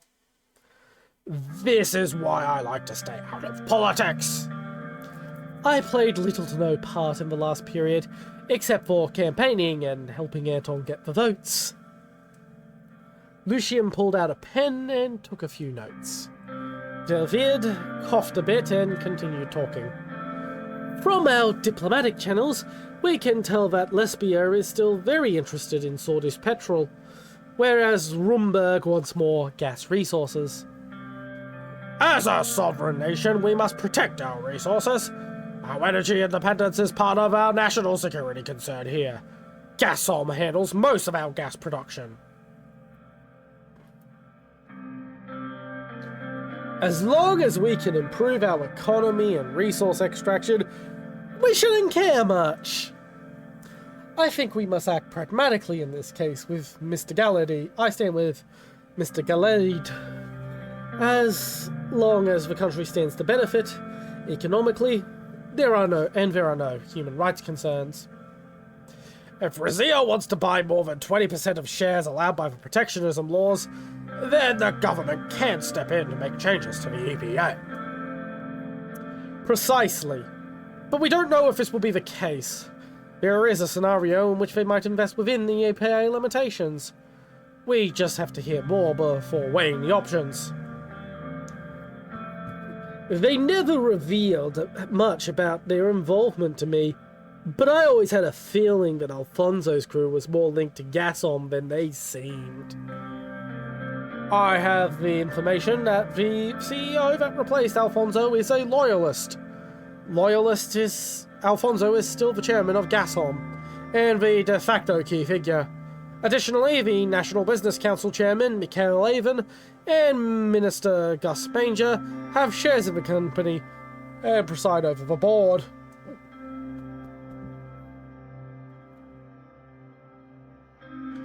The power structure behind the scenes shouldn't matter much to us. We are at a much stronger position to negotiate either way. Lucian's information gives us an extra edge in the talks. Any further comments, esteemed cabinet members? The room went silent and no one stepped forward. It was noticeable how much people respected Wasisi. He carried the soul of Swordland as a symbol of the past. I think this surmises all we know of what we stand to gain. Mr. President, what are your thoughts? That my throat fucking hurts and I really need to end this stream soon. Oh, this is my longest stream yet. I look favourably towards a potential investment from Rossia to Swordland or blah blah blah blah. What the fuck's sake? Roll properly!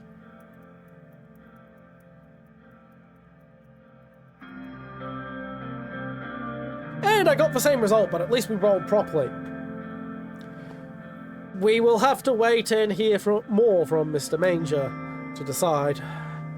If there's one thing Gus is good at, it's making deals.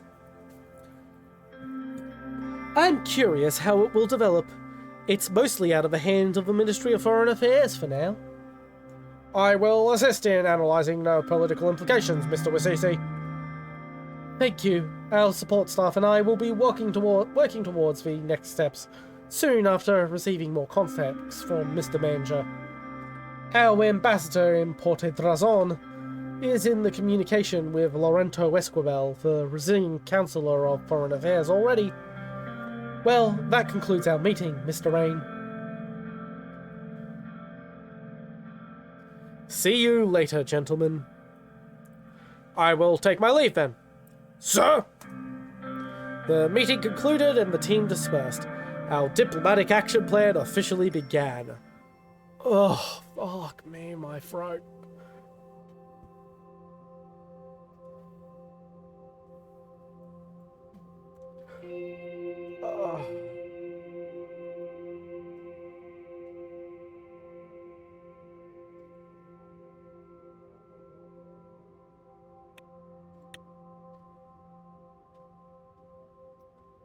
Okay, let me...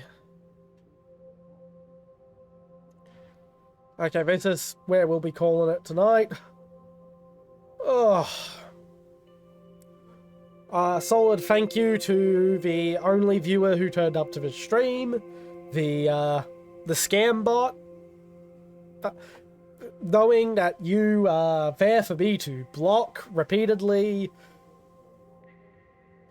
Yeah, I was working towards a joke with this at the expense of all these fucking view scammer bot, blah, blah, blah, but my throat is just fucked. Absolutely fucked. Ugh.